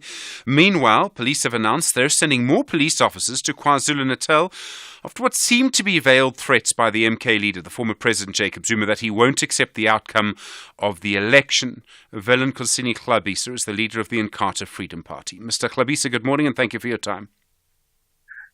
Good morning, Stephen, as well as the listeners of the radio station. Firstly, has anyone contacted you about a coalition? Is your party as yet involved in any formal talks with the ANC or other parties about some kind of working relationship? Stephen, the IFP has long known that after 2024 elections, we will be landing in a coalition government. We have been part of the visits to various countries. The latest was Germany, which was an intensive study tour on coalition. And we prepared as early as last year through the multi-party charter for a coalition government. As a result, when we achieved the goal of pushing the ruling party below 50%, then on Sunday, we set up the negotiating team for coalition because we felt it was our responsibility to initiate, not to wait to be invited. Of course, we have received various calls from various political parties, and our attitude on the government of national unity, because we better call it so that it can have direct and correct meaning, is that we must be inclusive as possibly as we can in order that we do not exclude any talent and skill that can take our country forward as it happened in 1994. Okay, so you would work then with the ANC, the DA, and the EFF and Umkhonto weSizwe? The IFP will work with any political party with whom we share common values, views, and principles, and we agree in the rule of law and in taking our country forward. We are not moving from a premise of exclusive, but engage, because coalition says no one won. Find yourself, find a common ground, take the country forward. Okay, so do you have common ground and common values with MK? Stephen, it can be a common ground if we all agree that let us take our country forward, and the question is how. Those are the details that will determine whether the main common goal have similar objectives how to achieve. And for now, the MK has not accepted the results. That is why the IFP, once the MK has decided on the acceptance of the results, then the IFP will have its doors open for engagement. I realize a lot's happened in the last week. Okay, we had an election result. We've seen, I think, results that have surprised everybody. But I mean, just last week, the 28th of May, News 24 said, we can't they quoted you. So this is Velenkosini Klabisa. We can't campaign and say we want to remove the ANC while at the same time we want a coalition with the ANC. We'd be mad. I mean, what's changed in a week? Stephen, our campaign firstly was to remove the ANC. And secondly, our target was to cut them below 50%. The voters of South Africa heeded our call to cut the ANC below 50%. There is no way you can govern South Africa if you remove the ANC from the coalition government. A coalition government is a different thing because the majoritarian principle, which the ANC has been abusing, is no longer going to work. There is nothing that will be asked in Parliament if it is not at the interest of the people who voted loud and clear that you work together in the good interest of our country. It is one thing to want to remove a political party. It is another thing when the voters say you work together. All right, look, I accept that a lot of people are going to say things now that they didn't say before the election. I accept that, but I do have to put it to you. I do want to just ask a technical question. The Democratic Alliance, you were part of the multi-party charter movement. Sort of the hour before the election was proclaimed on Sunday, the DA seemed to end that. But you did before that have a working relationship with the DA in KwaZulu-Natal. You actually had a formal document, I remember. Is that still in place? Stephen, on Saturday, we had a formal meeting. It was not a position of the DA alone. We had a formal meeting of all leaders of the MPC, And we agreed that one, we achieved our goal to cut below 50% the ruling party. And secondly, we did not meet our target of 50 plus 1. Therefore, let us allow each political party to explore other avenues of contributing in an alternative government where the ruling party currently will have no majority. So now, it was a collective decision for all parties. The MPC had nothing to do with the local government sphere. The agreement between the IFP, the Action SA, Freedom Front Plus, ACDP in KwaZulu-Natal is not affected by the MPC because local government sphere was not part of the MPC discussions. Okay, I'm with you. Thank you for the clarity. At this stage, Mr. Hlabisa, do you think it's possible to form a coalition in KwaZulu-Natal without MK? You made the point that, no one can govern a national government without the ANC. And I think that's probably right. They got, 40% of the results. But in KwaZulu-Natal, if my maths is right, Umkhonto we Sizwe and the EFF working together come to around 49% of the vote. With you, as the IFP, the ANC and the DA in KwaZulu-Natal, you come to 48.5% of the vote. So it's up to the small parties, and some of them are very small. Do you think there's a deal there? Do you think anyone can govern or should try and govern in KwaZulu-Natal without Umkhonto we Sizwe? The first option is to be inclusive as much as possible, because if you break the percentage, it nearly shows is half-half. And then you rely to two smaller parties, which somehow carries a risk of instability. And that is why I said once the MK has made a decision in terms of their objection to the results, it will be a different matter, because for now, it might be difficult to engage a political party which says, I don't accept these results. Okay, so everything hinges on MK accepting the results, really, for you. I think even for you, Stephen, you cannot engage a political party that says, I don't accept these results. You need to give space. I'm very happy because the MK is doing it in a procedurally correct way. They firstly disputed with IEC, and when they did not have joy, they are now in the court of law. This, to me, says even the fears of violence really have no space, because the MK is following the procedurally correct ways of how to deal with a dispute if you are not satisfied with the election results. So I accept that. And former President Zuma was very clear to his supporters, I think, speaking on Monday, that people shouldn't use violence. But when someone says that they won the election when they received less than 15% of the vote, and when we have the history of what happened in KwaZulu-Natal in 2021 and Gauteng, but KwaZulu-Natal particularly, and when the SAPS are sending more officers to KwaZulu-Natal, I think people are very worried about some kind of violence. I accept what you say about the procedure. It's very important. It's the most important thing, really. But I think people are very worried about violence. So are you not worried about violence in KwaZulu-Natal? I am as concerned as I was before elections. Everybody was concerned that we might have a violent election. Thanks God, and thanks to the people of South Africa, we had a violent-free elections. That fear is still there.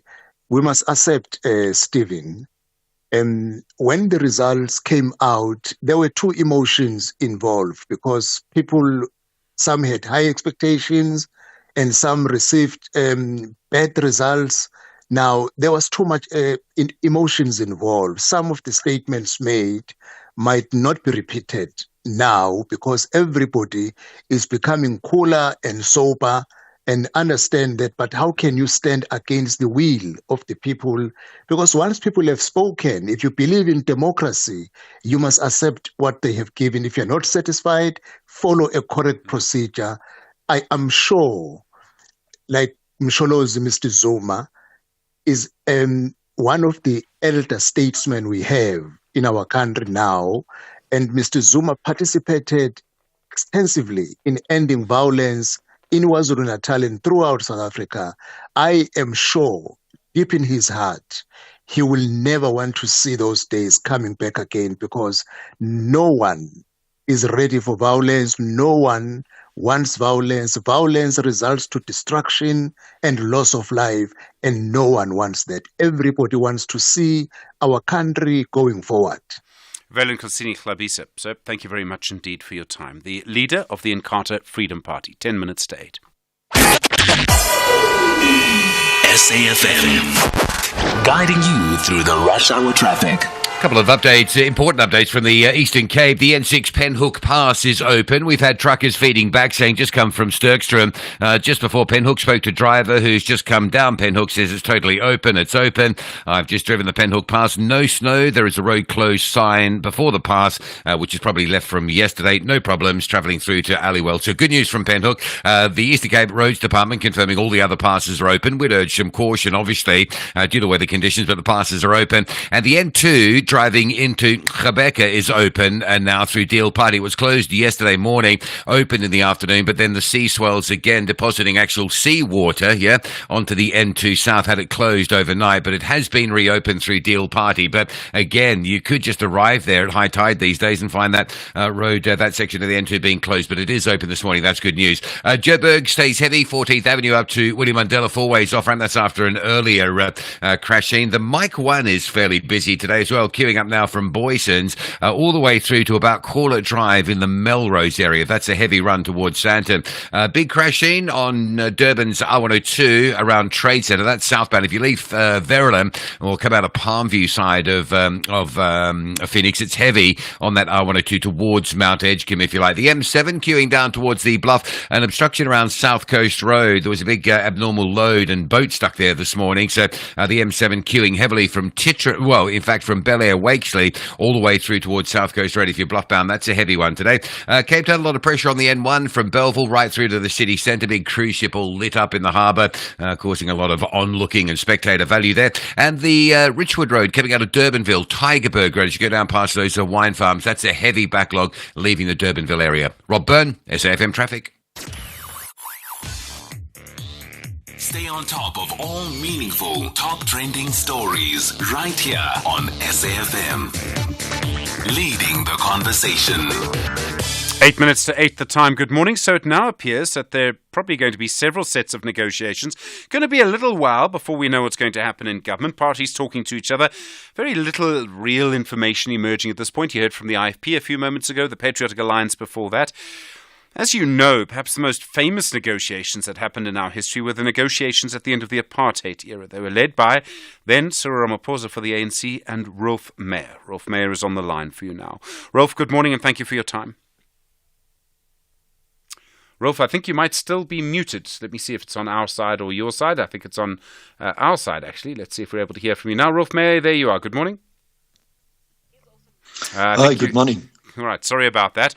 I know a lot of people compare this moment to 1994, and the stakes in 1994 were so huge. There was the sort of threat of violence. There were so much to it. It was real transformation in government. Isn't this quite different to that? I don't think, I wasn't, as involved as you were, but I don't think the stakes are as high this time around.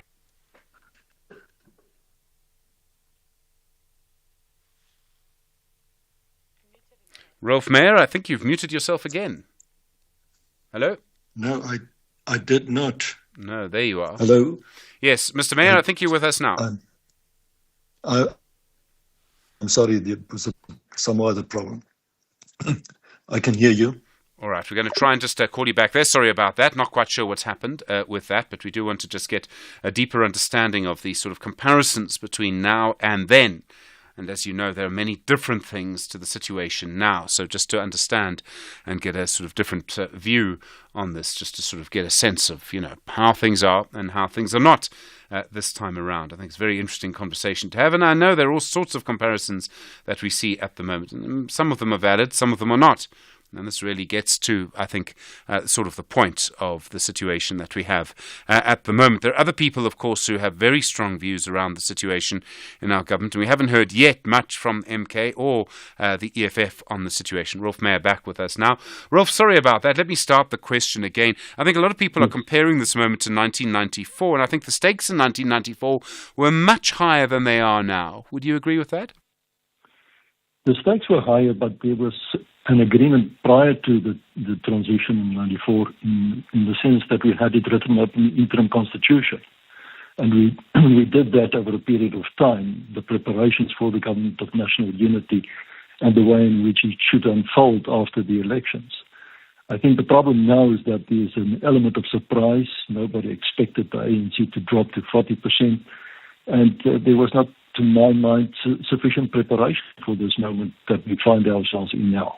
So that, I think, is a material change from 94 and now. So not enough preparation and a very tight deadline. And yes, there was deadline. There was impatience in the 1990s, but not a 14-day deadline.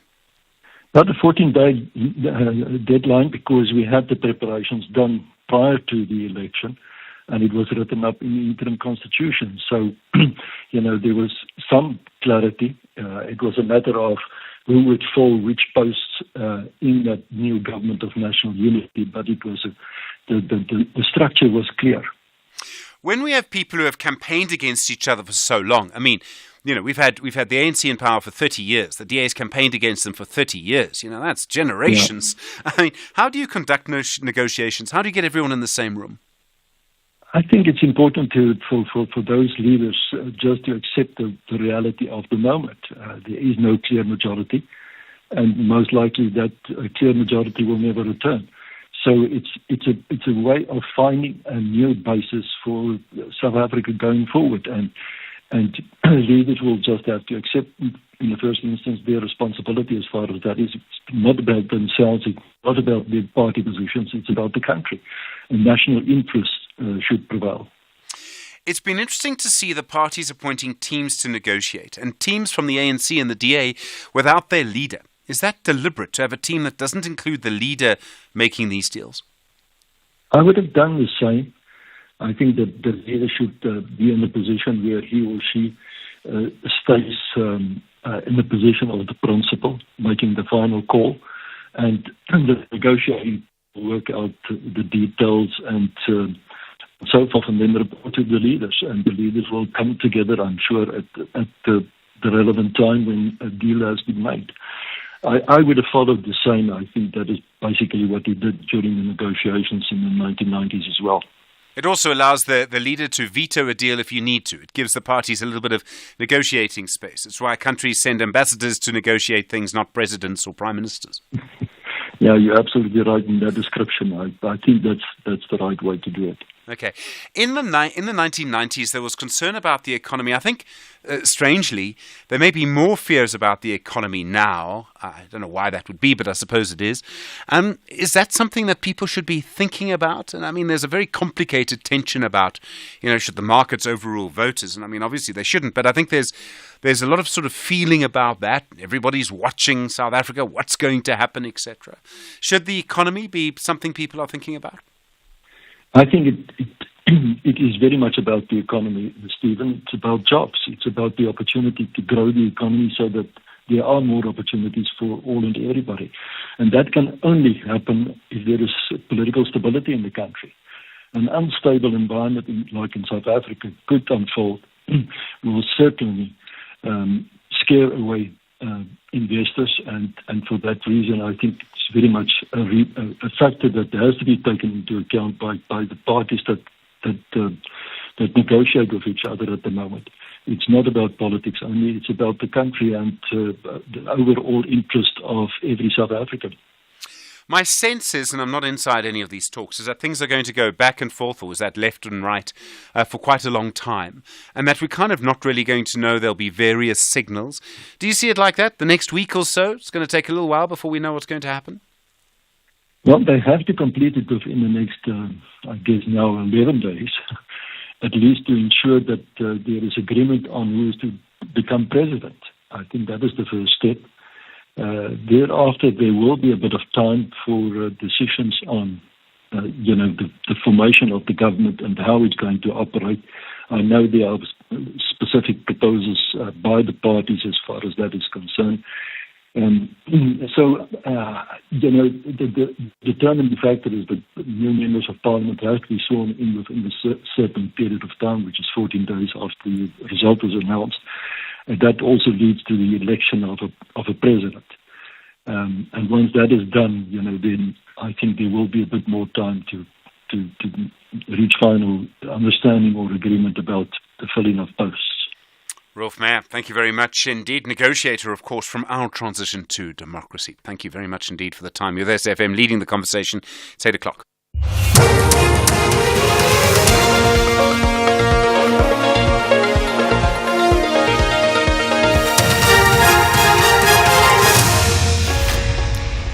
In our top stories, COSATU rejects ANC-DA coalition and new incoming government urge to address food insecurity.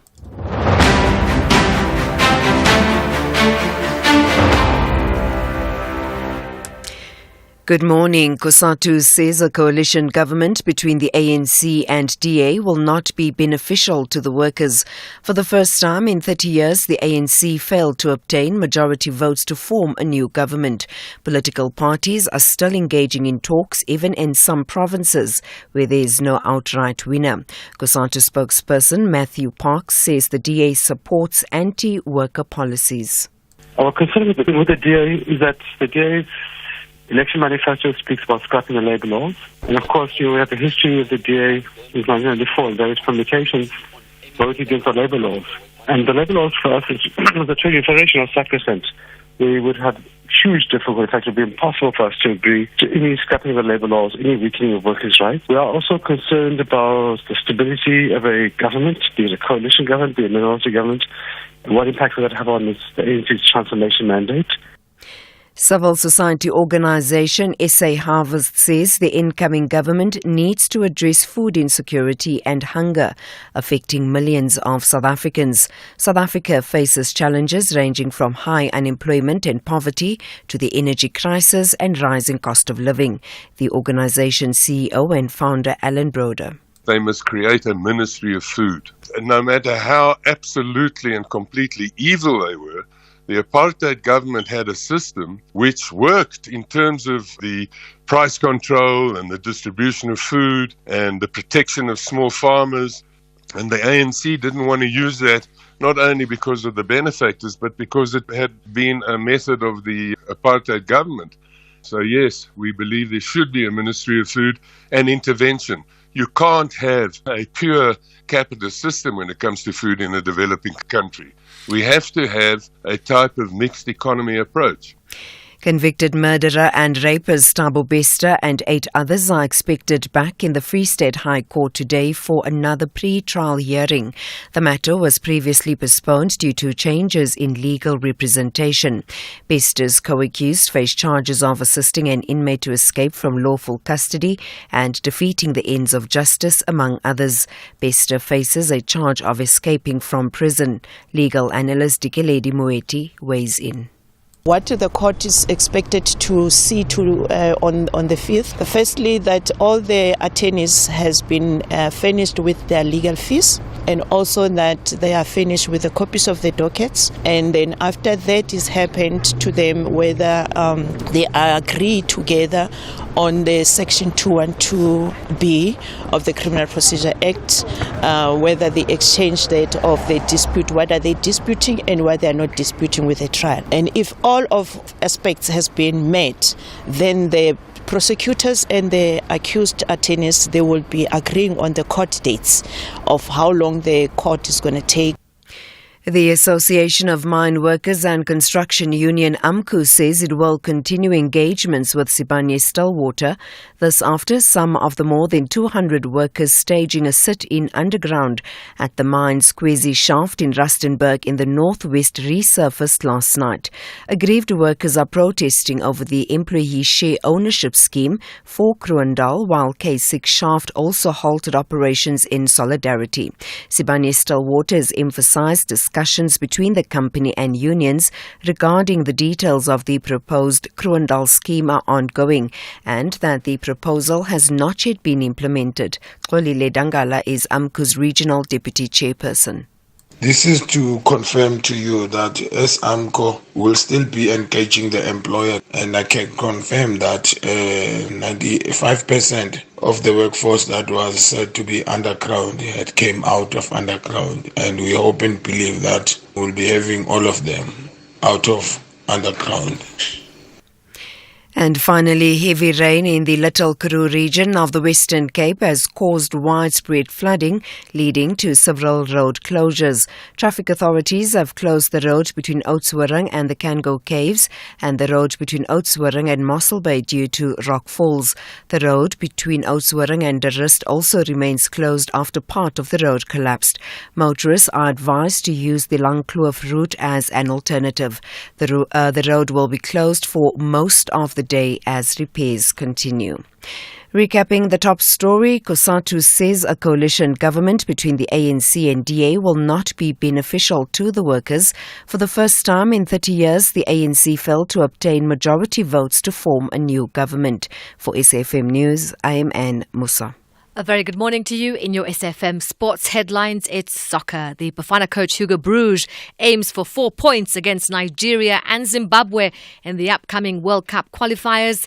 And closer to home, the University of Pretoria's Amatax aims to disrupt Richards Bay FC in the playoffs. We'll bring you the details just before 8:30.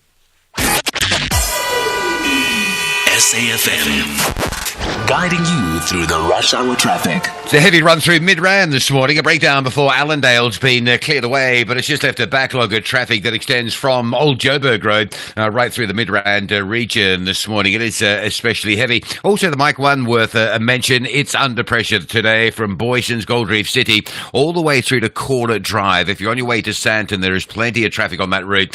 Durban coming in from the Verulam side towards Phoenix. A crash earlier on the R102. That's causing a really big delay down through sort of from Verulam down through the Palmview robots, the Palmview exit heavy, JG Champion out towards that R102. It's all significantly backed up. Also the M7 and obstruction around South Coast Road. There's a heavy queue from the N2 highway if you are bluff bound this morning. The M4 Southern Freeway closed at Brook Street until the 21st of June, so heavy delays up through the Congella region again. And Cape Town, worth a mention, the N1 inbound, super heavy today from Belleville right the way through to the elevated freeway into the city centre. And an earlier crash on Philip Kosana Drive towards town seems to be cleared, but there is a backlog through Hospital Bend. Also a breakdown at Hospital Bend on the N2 inbound as well, so that route in from Langa getting heavy again. Rob Byrne, SAFM Traffic. SAFM Sunrise. A vivid start to your day. 7 after 8, good morning, you're with SAFM Sunrise. I'm Stephen Grootes. Well, lots of voices, of course, on the issue of coalitions, and I realise, and I was just saying to Stanza and Dunzoma, we haven't had much of a chance to hear from you, so we're going to try and make that chance to hear from you now on 086 000 2032. Give us about 5 minutes and we'll be with you, because we're going to hear from Dr. Matthews Porsa in just a moment, long-serving member of the ANC, was treasurer of the ANC as well, of course. So, you know, we heard from Cheryl Carolus earlier. She very strongly pushing the idea of the ANC and the DA working together. Not everyone agrees with that. There's strong arguments against it. I suppose strong arguments for it as well. Your view on that on 086 000 2032. From 8:30 this morning, we'll be talking about the issue of food and food prices and what's changed and what hasn't. There's so much to it. Very complicated, very important issue. We'll be looking at that. Good morning, 8 after 8. First in the morning, SAFM Sunrise with Stephen Grootes.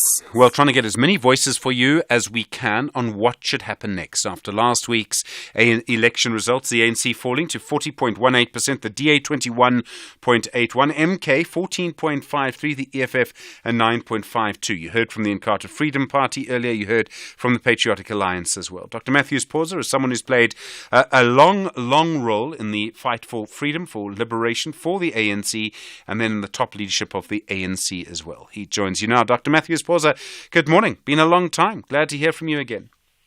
Morning, Stephen. Morning, listeners.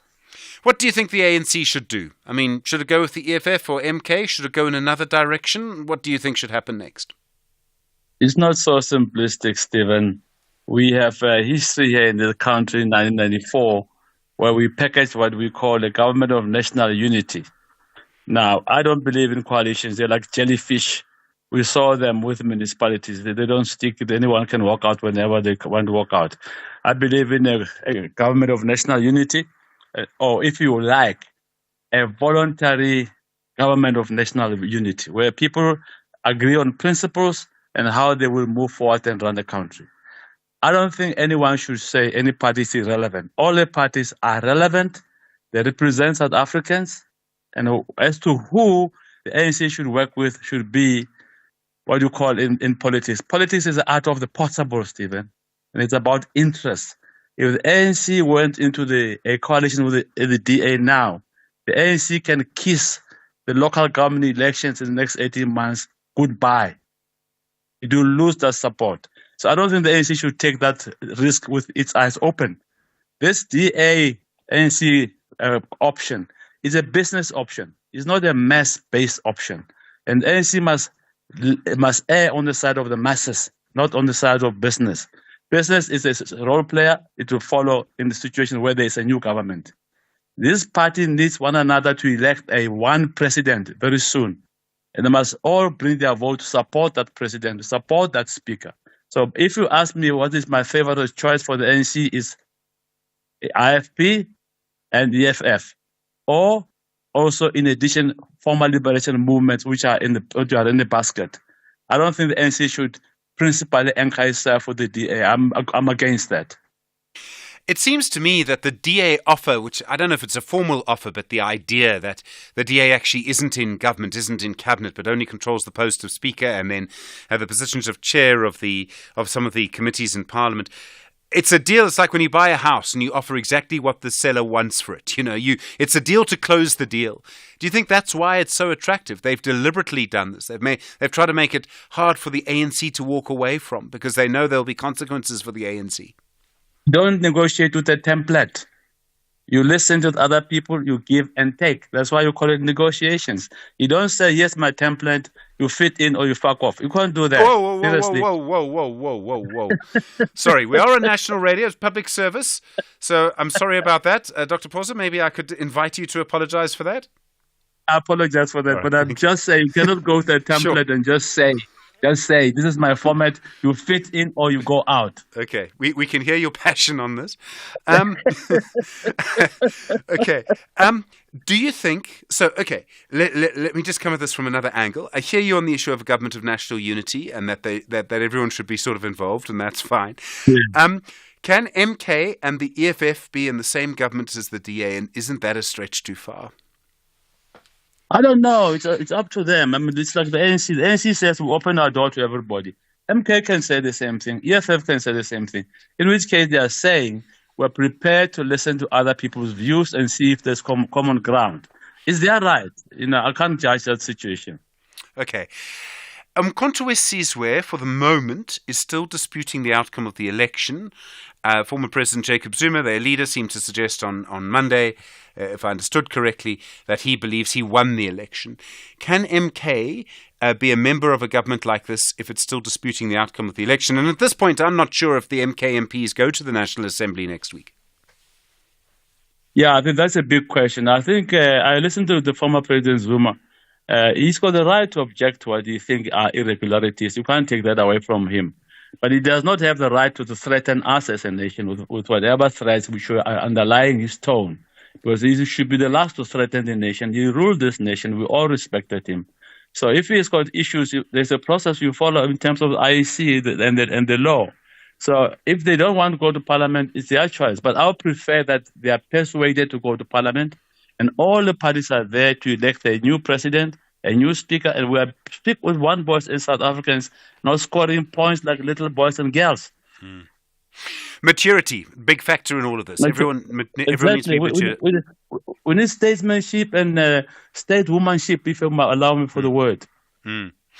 I worry that there might not be a deal. And 14 days is very tough. I think the ANC is going to go backwards and forwards a little bit. Left and right maybe is a better way. And I don't blame them for that. I think this is a divisive question in many ways. And do you think the ANC will actually be able to come to an agreement and that there will be an agreement by then? That there should be an agreement. My view, I haven't had anyone talk about this. MK is dominant in KZN, you know? And there's scope to negotiate with MK and other parties, including ANC, on some. What are the quid pro quos? I'm just thinking theoretical. Quid pro quo could be, MK, take this, run with it, and good luck to you. But give us the rest, and let's not destabilize the country. You know, in 1994, I remember very well, Comrade Spoon Dabele complained that IFP rigged the elections. Yeah. President Mandela said, you know, Sbu, for the sake of peace, leave it, let's go on. And then next election, IFP lost the province. So that's statesmanship. We need a lot of wisdom here. We don't need to score points. If MK must rule KZN, so be it. But they must give something back to the nation. Dr. Matthews Pauser, thank you very much indeed. Good to hear from you. Strong views, passionate as always. I really appreciate the time. Thank you very much indeed. Dr. Matthews Pauser, of course, have played a very long role in the ANC and in our fight for liberation. And you should go and read some of his poetry sometime. It's 8:15.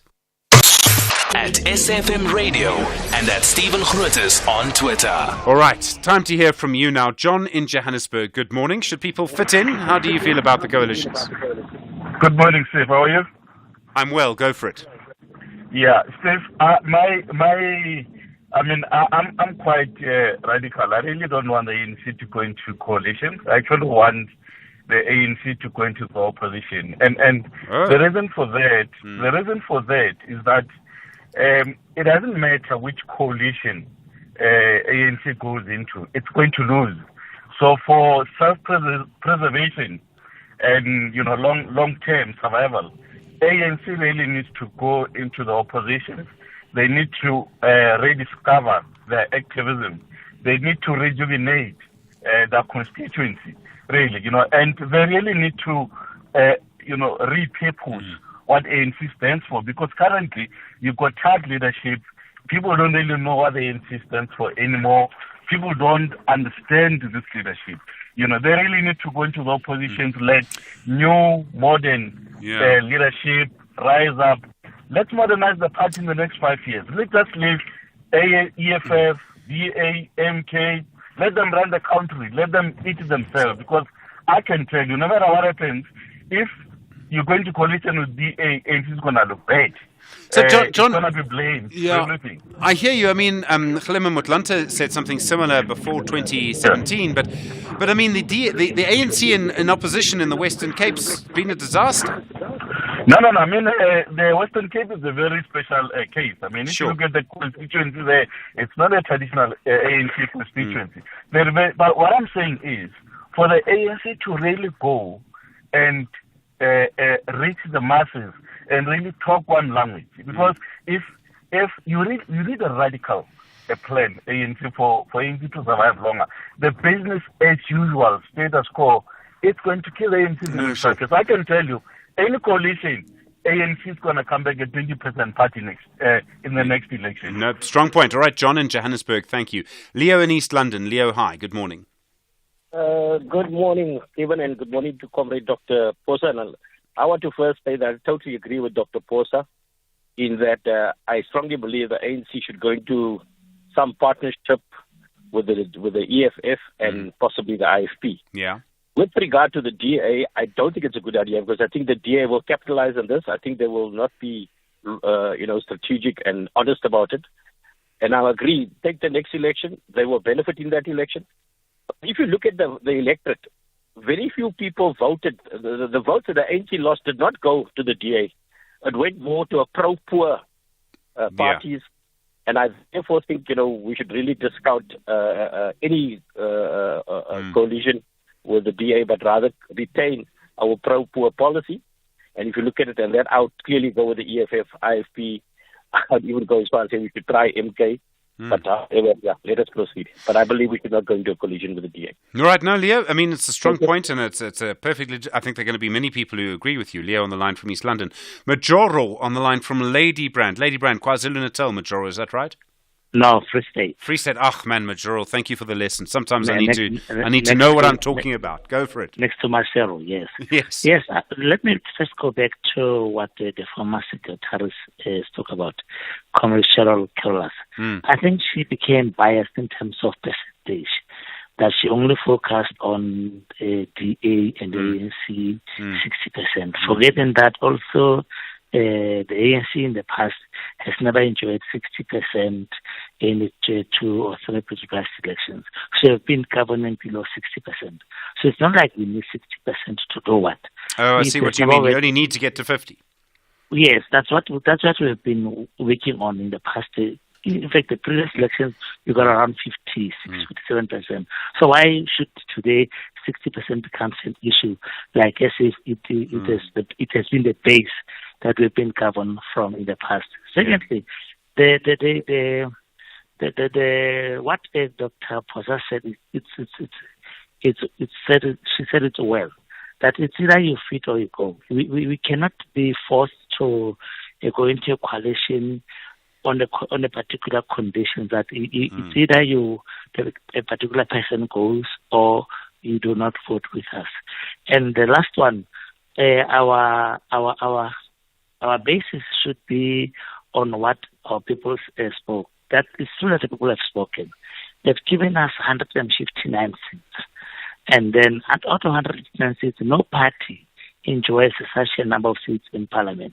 We can go on our own and nominate our own president and vote. If we lose, we lose, and see whether each party in that parliament they will come together and vote.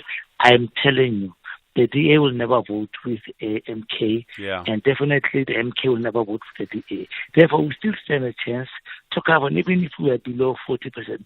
There is no prescription in the Constitution that says we must be above 50%. It says the majority of members of parliament, if they elect a president, that particular person becomes the president. The majority means the highest number. It can be out of 10, it can be 4, out of 10 can be 6. It depends the number of that particular time. In this case, the number in parliament favors the ANC. We are 159. We go there, we nominate, and they nominate their own president. We vote. Then we become the government of the country again. For us who were there since 1994, for us who convinced people to vote for the ANC, it will be an insult for us to be working with the DA that insulted us during elections, that both the ANC and the EFF, by banning the flag, we are equal to that. They've insulted us politically and otherwise. You can't see working with those people who undermine us as a political party. Okay, Majoro, thank you. Interesting ideas on the line from Lady Brand. Appreciate that. Bruce in Randburg, how do you feel about it? Stephen, I think there's a degree of unrealistic and unnecessary sort of fear-mongering about what the outcomes are going to be, whatever side the ANC decides. So, for example, if the ANC aligns with MK or EFF, in order to implement the mass nationalisation policies, or even more unrealistic, abandoning the Constitution, you'd have to change the Constitution. You'd have to get to 2/3 majority. So that's highly unlikely that's ever going to happen. And if they align with the DA, the allegation that the DA is going to get rid of workers' rights and abandon minimum wage, that's also part of law, and you'd have to get to 2/3 majority. So I don't think any of the outcomes on the coalitions are going to be that serious. This is about managing, the country, portfolios, Speaker of Parliament. That's what this is about. It's not about these radical changes that would require a 2/3 majority and changing of the Constitution. That is the kind of bulwark that prevents that. That's interesting. In other words, we're putting too much onto it. About the outcomes, yes, about these radical changes that whatever side you take, and it applies to both sides. It's because most of these changes, almost all these changes that people are worried about, you need to change the Constitution, and that is highly unlikely you're going to do that with the numbers and because of the consequences of that. All right. No, Bruce, interesting idea. Thank you. I appreciate that. Yeah, maybe you're right, actually, that we need to sort of stop worrying so much. Stop worrying and love the coalitions. And Diebo on the line from Kaberga. Hi. There's a lot of conversation around this morning. What for you is your point? Yes. Thank you, Steve, and good day to you and the listeners. Welcome. My sentiment around the coalition, maybe I'm going to be off a bit. I would like to request from the natives of the land and the leaders at large to firstly think about prioritizing the natives of the land who are still suffering, rather than to think about the investors. Because to take it back a bit, the eradication of the apartheid system and the establishment of a democratic government was for the betterment of the natives of the land who were marginalized back then. So now to think about the investors who develop interest to come and do business or develop interest in our minerals, which are vast in our country, we should take pride in that because there are many rich people around the globe. The globe is big. Anyone who develop interest. So whoever that gets to govern is worth a try because the apartheid government got their chance, the ANC got their chance, and the people are still suffering. So whoever decides to mesh together in establishing a government should be given a chance, man, and be optimistic about that the people at least are going to be emancipated, especially on the economic side of emancipation. Because now, to think about, I'll just give an example, man. If I'm interested in buying your car, and you know the worth of your car, you are going to write there, I'm selling this car as is and not negotiable. So even when we get to take investors or to trade, I'm with you. You've got to accept our conditions. Yeah, exactly. We should take pride in our things because we've got minerals that are fundamental and extremely needed around the globe. So starting off with prioritizing our natives of the land, then we will think about giving conditions that will not compromise when dealing with the foreign investors. Because even in other countries, there are no compromise with regards to their regulations and the laws that prioritizes the natives of the island. So all right, please, man. Yeah, all right, Niebo. No, strong point. Thank you. On the line from Gqeberha. We've got a minute left. Crispin in eThekwini. Crispin, hi, good morning. You say you've got a plan to include MK in coalitions. Well, I would like to see MK in the provincial legislature. I also want MK to stop trying to go outside the formal political process. I mean, I was really disturbed when somebody phoned in and repeated word for word something put out by Donald Trump's supporters, which is palpably nonsense, as proof that the IEC was somehow guilty of whatever Trump accused the electoral process in the US of. I mean, that is, why are you taking your lead from some racist, right-wing white politician in the United States? Come on, where is your sense? Are you really progressive, or are you actually right-wing and anti-democratic? And I think that's MK deserves a place in the provincial legislature because they got such a high proportion of the vote. Now, I don't know how exactly that would work, but a lot of people will feel very aggrieved. Lots of people around me voted for MK, and I've discussed it with them. And they identified quite rational things like the arrogance of the ANC. So I don't think, the ANC needs really to take that point on board, and this goes a long way back.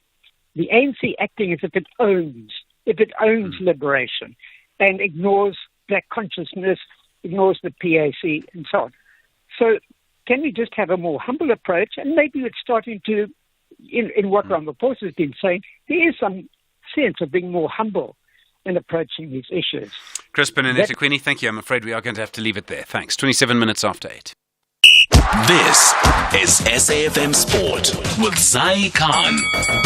Zai, good morning. Bafana preparing for Nigeria. Yes, they've departed with coach Hugo Broos aiming for 4 points, and they're on a chartered flight. They want a target of 4 points against Zimbabwe, 4 points against Nigeria. Bafana play Nigeria in Uyo, that's on Friday, and they returned for their fourth game in Group C against Zimbabwe in Bloemfontein next Tuesday. Only group winners are guaranteed qualification for the World Cup. Now, while Bafana have the advantage of playing against neighbours Zimbabwe and Lesotho on home soil, it's crucial not to underestimate this team. Coach Broos is keen to emphasise this point. I said that when the draw was there, you have Nigeria as one of the better teams in Africa, but you have those tricky games, Lesotho, Zimbabwe. Normally, when you see the quality, okay, everybody says yes. But it's neighbor challenge, and this is always different. So there are tricky games, but again, if we can achieve again the level of AFCON, we have to be able to qualify for the World Cup again. And again, for me, it's very. And I think for all Africans, it's very important that we qualify after so many years, and after a good performance in AFCON, to qualify again for the World Cup. Closer to home now, in the last 3 editions of the Premier Soccer League's promotional and relegation playoffs, Premier Division teams have proven to be superior. Today, the University of Pretoria steps onto the field against Richards Bay. Their aim is to disrupt the established order. Richards Bay, however, not to be underestimated. They entered the playoff on the back of a formidable run. They've emerged victorious in 5 of their last 7 matches, including wins over Kaizer Chiefs, Orlando Pirates and Stellenbosch FC. Let's hear from the Amatuks head coach, Tislani Motong. However, one will obviously have to respect the fact that Coach Vilakazi, who's obviously showing qualities of a coach, he's going to make it difficult for us. The team itself, with individual brilliance, I think they're going to make it very difficult for us. We have to be prepared for that. We have to suffer again from the ball. We have to look at, do we freshen up the squad, or do we bring high performance expertise to assist us on those players that we think we need and they might be running out of legs. And finally, cycling. Canada's Derek G beat France's Romain Gregoire in a sprint finish to claim stage 3 of the Criterium du Dauphiné. And more importantly, he took the overall leader's yellow and blue jersey from Monday's winner, Magnus Kort of Denmark. That's a wrap of your sport on Sunrise. More here on SFM around 12:30. I'm Zai Khan. Zai, thanks very much indeed. Food, the politics of food, food pricing. That's next year with SFM leading the conversation, 8:30. Good morning. In the headlines, Kusatu says a coalition government between the ANC and the DA will not be beneficial to the workers. For the first time in 30 years, the ANC failed to obtain majority votes to form a new government. Convicted murderer and rapist Thabo Bester and 8 others are expected back in the Free State High Court today for another pre-trial hearing. The matter was previously postponed due to changes in legal representation. And Slovenia has become the latest European country to formally recognize an independent Palestinian state in a move the left-wing government hopes will increase diplomatic pressure for an end to the war in Gaza. I'll have details on these and other stories at 9. SAFM. Guiding you through the rush hour traffic. The N1 through Midrand still very busy for this time of morning. A breakdown before New Road. All lanes have been open, but police are still on the scene of that non-looking, pushing traffic deep back into Bruckfontein interchange territory. Same sort of deal with the N1 from Bayers Nordier up to William Mandela at Four Ways. The collision on the side of the highway just causing a slowdown there. The Mike 1 Boyson through to Caller Drive up into Melrose stays heavy today. Durban, a broken down abnormal load on the M7 around South Coast Road. The M7 towards the Bluff is heavy. Accused from Bel Air Wakesley side all the way down through Rossborough. If you're bluff bound, just give yourself plenty of time to get through that. A lot of trucks in that traffic as well. Top end of the M4 Southern Freeway going into Durban, still just battling with that closure at Brook Street, so a little bit of congestion around that. The N2 North is heavy through Kumashu up towards Gateway, and an earlier crash on the R102 at Phoenix, still backlogging traffic arriving from the Verulam side today. Cape Town N1 inbound, we've been warning about this big cruise ship in the city centre harbour area.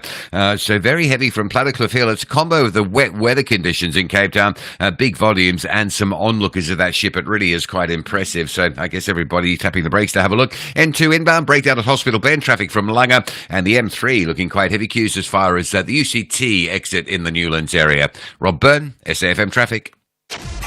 Mediated conversation on SAFM. 27 minutes now to 9 the time. Good morning. Over the last few weeks during the election campaign, after the results, there's been more conversations around how we need to deal with hunger, about how we need to ensure that our people have enough food. At the same time, there's plenty of evidence that there's also a high incidence of obesity. Some of the numbers are frightening. Around 1/3 of our children under the age of 5 can be stunted. They're not getting enough food. There are also some indications, on some indications rather, almost half of our households are not sure whether they'll have enough food in the future. At the same time, the price of food has gone up dramatically in the last few years, certainly since the end of the pandemic and the beginning of Russia's war in Ukraine. So then how bad is the situation? What measures would work to deal with it? Is there something government can do, or are there other things we need to do? First this morning you'll hear from Professor Thokozani Simelani, a Professor of Practice at the Human Sciences Research Council.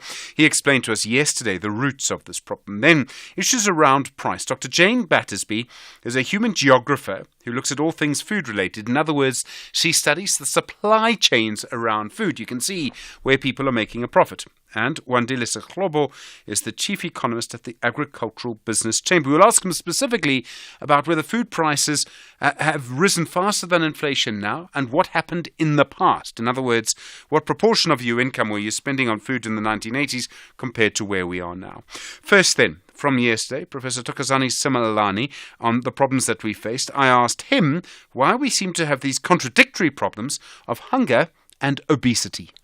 Stephen, you are correct. And this trend is rather escalating than reversing. And we have to appreciate the fact that people are not producing their own food. That is the bottom line of all these consequences that we are observing now. People are relying on food that is being bought using the little cash they have. And then this cash comes mostly from the social grants. So that limits the choices of food which people will have to consume, meaning that the dietary composition of food that is being consumed at a household level is a result of the pattern that we are seeing in this contradiction, where you don't have anything to eat, and then the effects are the result of stunting that is displayed mostly among the children. For the adults, it's obesity. I mean, how do we fix that? I mean, is there anything happening when the children don't get enough food that then triggers obesity later? Or is it just that what people eat is changing, or something else happening? Again, we need to take into consideration that these two factors we are referring to are the factors that take place over time. And they are more of health-related indicators than any other thing. It's unlike when we have an indicator that takes place or starts to show itself in a year, but these ones, they take years because they are within a particular cohort of human beings.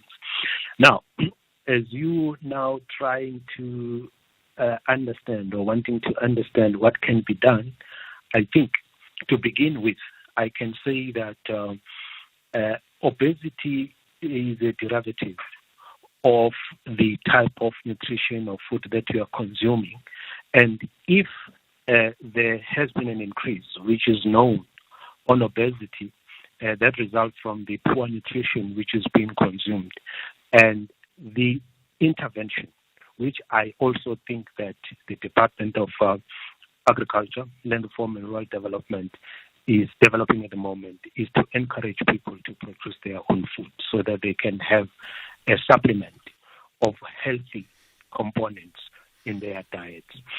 For children, Stephen, because these results come from the survey which we have conducted since 2021 that looked at the state of food security/insecurity at a household level since 1994. We actually came up with a very interesting contradictory patterns of stunting, where we recorded the higher incidences in Western Cape as compared to other provinces. And we ask ourselves, why around Western Cape and also followed by the Northern Cape?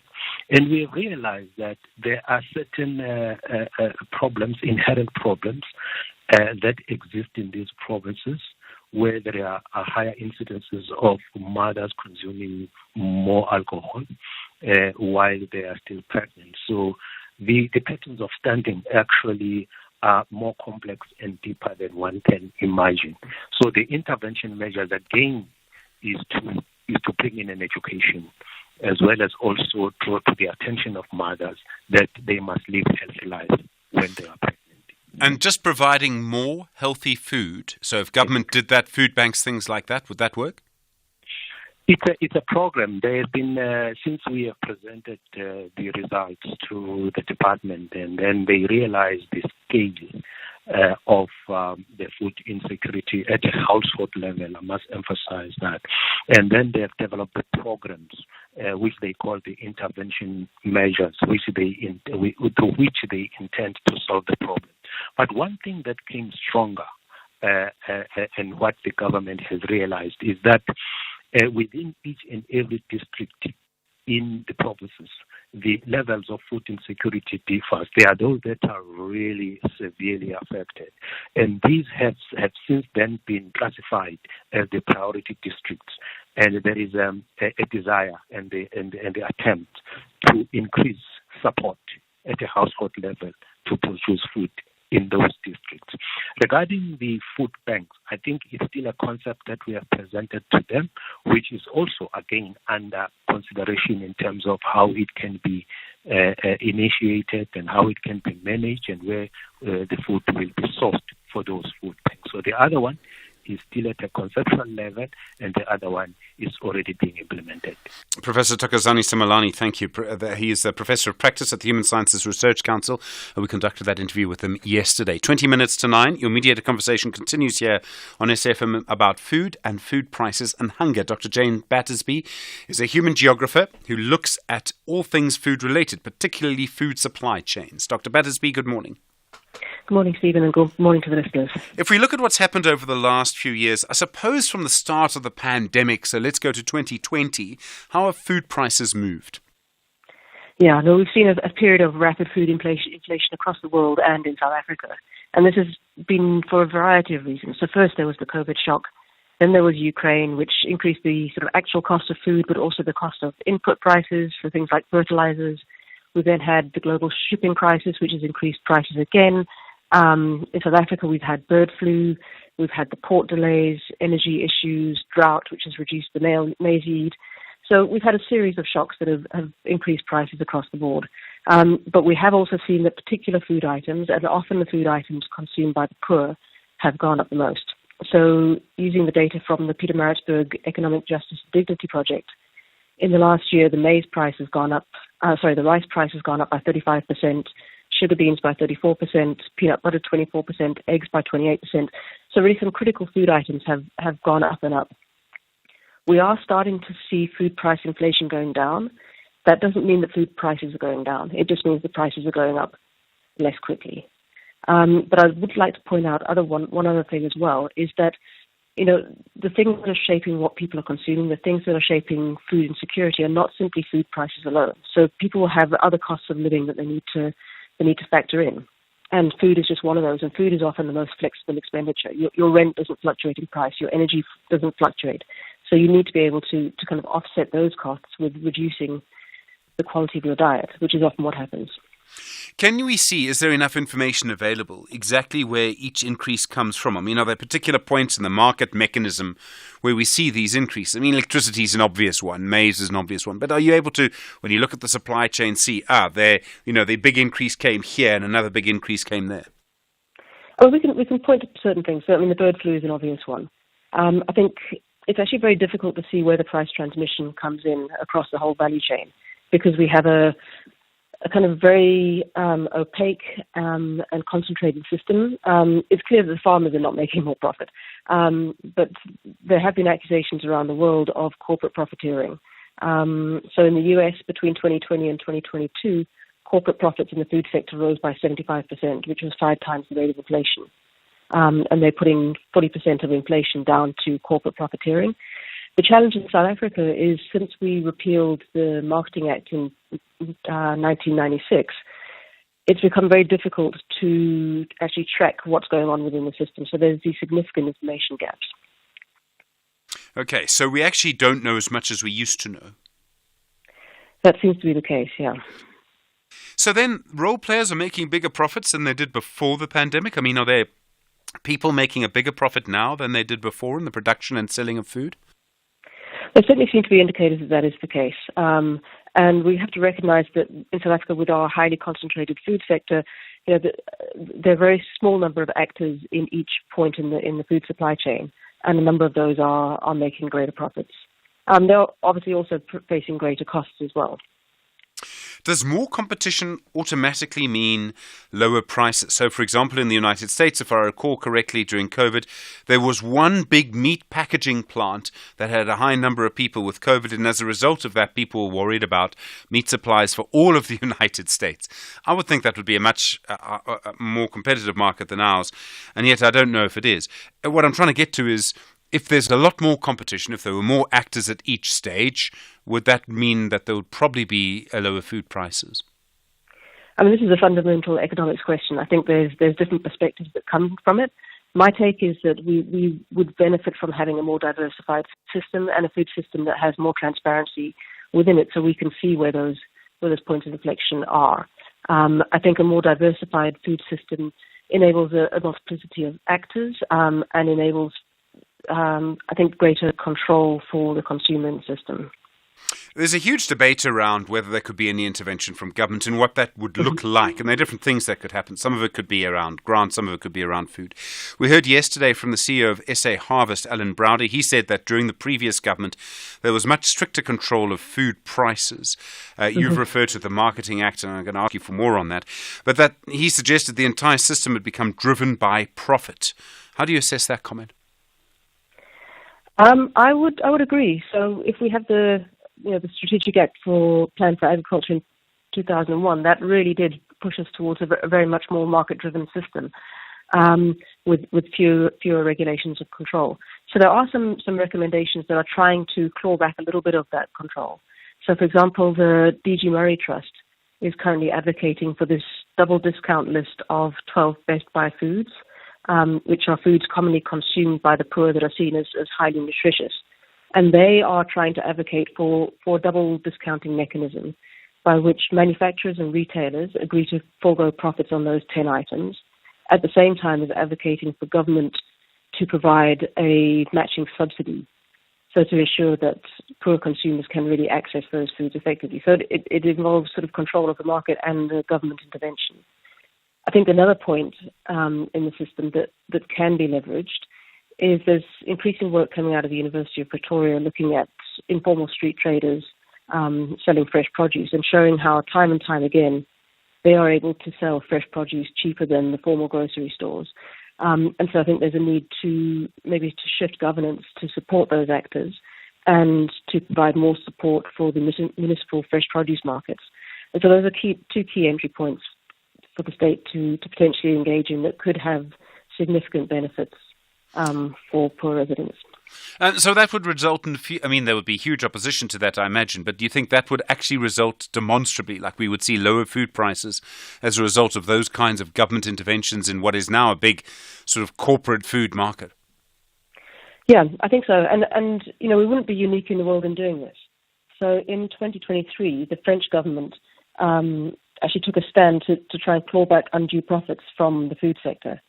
And they have secured a pledge from 75 food conglomerates who control 80% of the grocery markets to cut the prices of hundreds of products.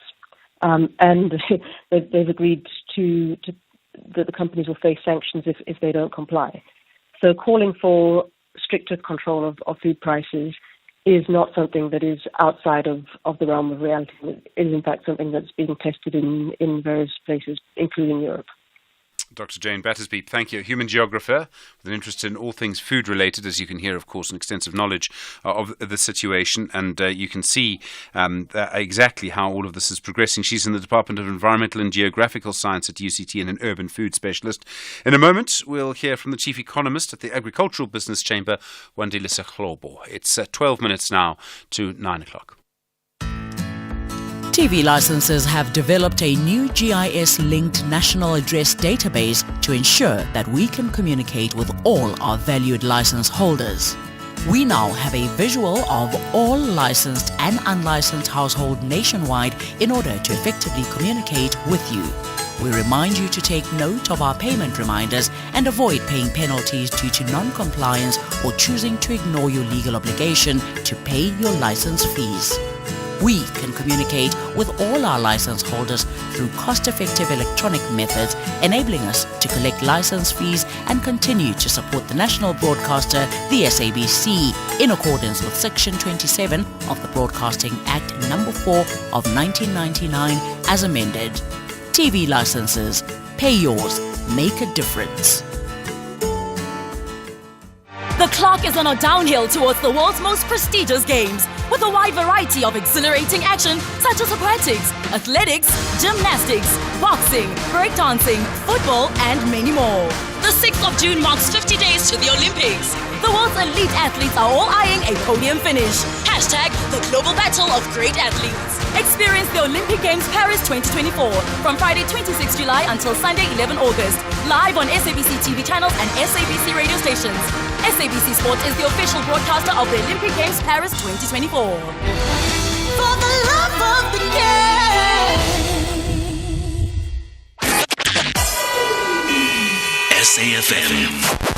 Guiding you through the rush hour traffic. The M1 going north, still slow. Bayers Nordia through Malabongwe, passing an earlier crash scene. Beclue looking heavy now. The N3 and the N1 routes as you come up to the interchange and get on that ramp to turn onto the M1 north into mid-ramp.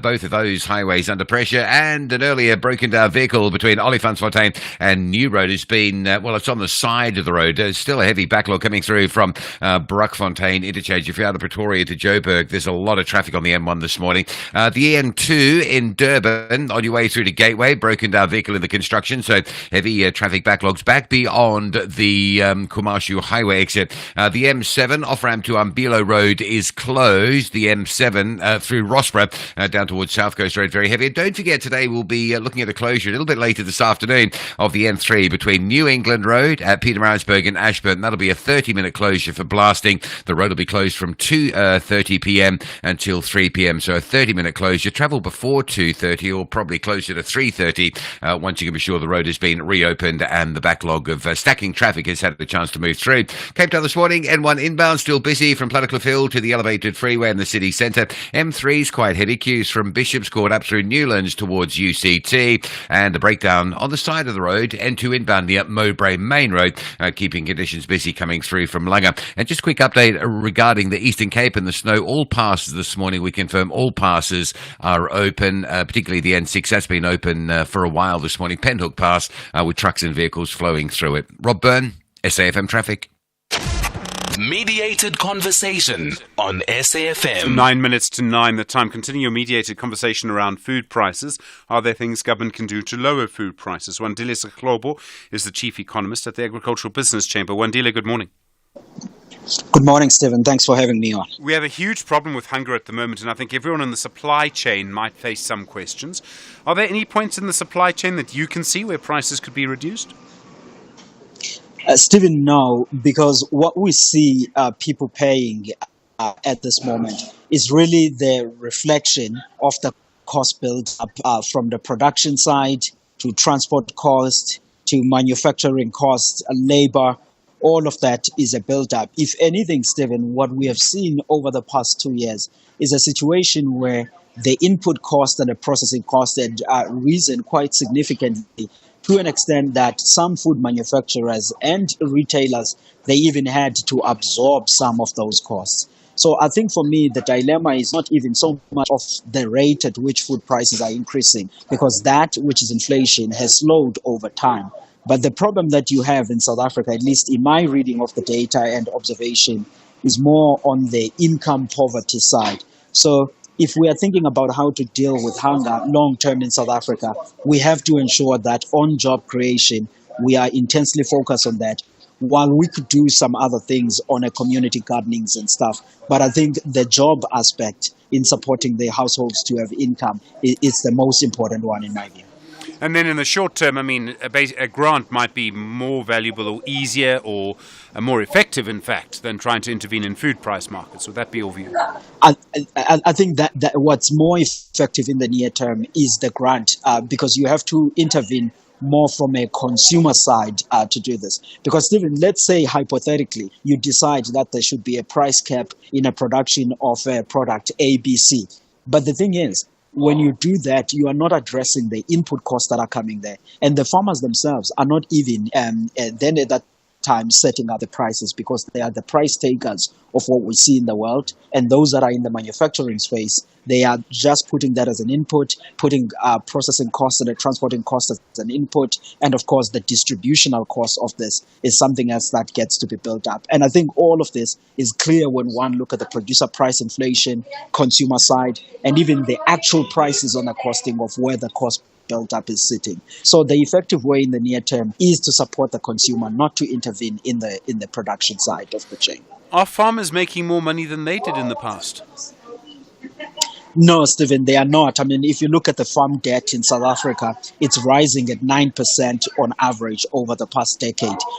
We today, for example, as I speak with you on the phone, as South Africa, have a record farm debt, which is around about 205 billion rands. That shows you then that, yes, that there's a lot more that is happening. The guys are under financial strain, and there are one or two, some of them that are doing reasonably well. And as that farm debt increases, if you look at the area that is farmed in the country, it has declined somewhat over time from back in 1994 at planting about 86 million hectares to today, where we plant about 76 million hectares. And farmers are price takers. If we look at food prices over the last sort of 50 years or so, is food cheaper now or more expensive than it was in the past? And I suppose the way we need to look at it is, are people spending less or more of their income on food than they did, say, 40 or 50 years ago? I would say, Stephen, in certain LSMs and the lower ones, the poorer households, I would say they're still spending somewhat roughly similar amounts. But of course, what changes is the economic conditions of many South Africans is that it hasn't improved that much. But if you look at the food prices, let's say you look at the rate at which food prices are increasing. Food inflation today has been, over the past few years, hovering at levels around 4 to 5% if you stretch the past 5 years or so to a decade. But we have in the past, in the early 80s and even in the early 90s, seen significant increases in food price inflation. In fact, one just need to post up on social media a chart so that people can see these are the better levels than actually what we have seen in the past. Although I know that psychologically as a consumer we remember more prices of yesterday rather than the prices of about 10 years ago. But we have faced inflation in the past that is more aggressive than the moderate levels that we have seen today. It's easy for me to say this, but especially when we're sitting in positions that we're sitting in, but I know that households who are going through some of this, it's very difficult. But believe me, the food inflation rates today are better than in the past. Sure. I mean, it doesn't make anyone feel better to know that it was once worse than it is now, but it's still important to remember from a mathematical or an economics point of view that there have been times when it's actually been much tougher than it is now then. Absolutely, Stephen. I mean, I would say, Stephen, if you take, for example, from about 1980s and you look through all that period to about 1996, we were having food inflation in South Africa for a certain period in 1992. It was hovering close to 30%. And even in the 2000s, and you think about 2002, food price inflation in South Africa was over 15%. All the way 2012 were also some of the periods where we've seen higher food price inflation than what we are currently seeing now, where we are just under 5%. Okay, from what we see then, from what you know of the system, are there any interventions that government could make now that would make a difference in food prices or the supply of food? You might have heard what Dr. Jane Battersby had to say about interventions that France and other countries have used. Is there anything you think that government could do? I mean, Stephen, I would even wear at least my hat as an advisor to the minister before the new administration, of course.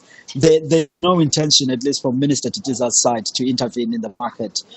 That's the official view from the Department of Agriculture on this space. What the department is doing is to say, how can they support the agricultural production at the farm level side, and of course, ensure that there is no bad behavior in the value chain. The temptation to intervene in some way in the value chain, like what you are seeing in Europe, but you have to be cognizant of who is going to carry the cost burden at which you are saying maybe the manufacturers or retailers or farmers should take. And I don't think it's also even useful to compare with European countries where there's a heavy subsidy component that is placed in there, because somebody has to take on that cost burden. But I think for South Africa, which is innovative and useful that has been done, this grant that has been offered to the unemployed, as well as our usual social support grants, those are vital on dealing with some of these challenges that we face. And unfortunately, Stephen, I must say, for now, probably up until the first quarter of next year, some of the staple food prices related to maize meal products, we may see those prices elevated for some time, in part because of the droughts and the other things. But the other things that people will shop and look for to put in their baskets, either it's rice, it's vegetables, it's fruit, it's meat, we will see those prices cooling off. But there's no temptation from the South African government, as best as I can tell, and from the Ministry of Agriculture to intervene to food markets.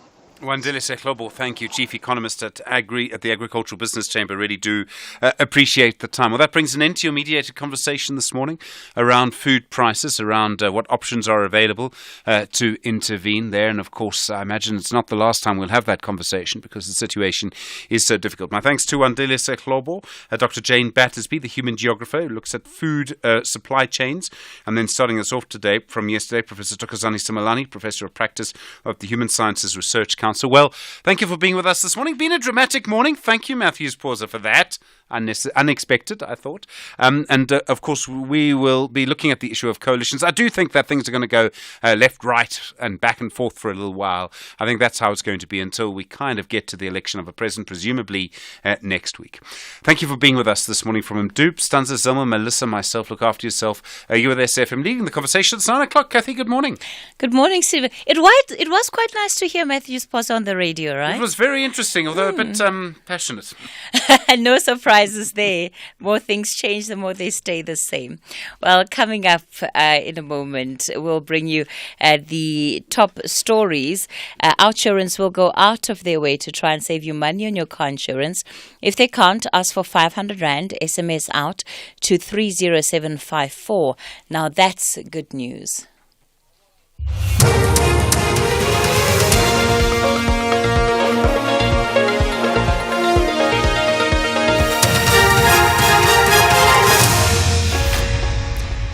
In our top stories, COSATU reacts to possible ANC-DA coalition and Slovenia, latest European country to recognize Palestine as a state.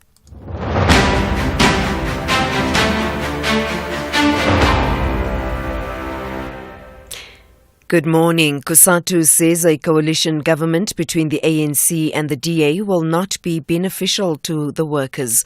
For the first time in 30 years, the ANC failed to obtain majority votes to form a new government. Political parties are still engaging in talks, even in some provinces where there is no outright winner. COSATU spokesperson Matthew Parks says the DA supports anti-worker policies. Our concern with the DA is that the DA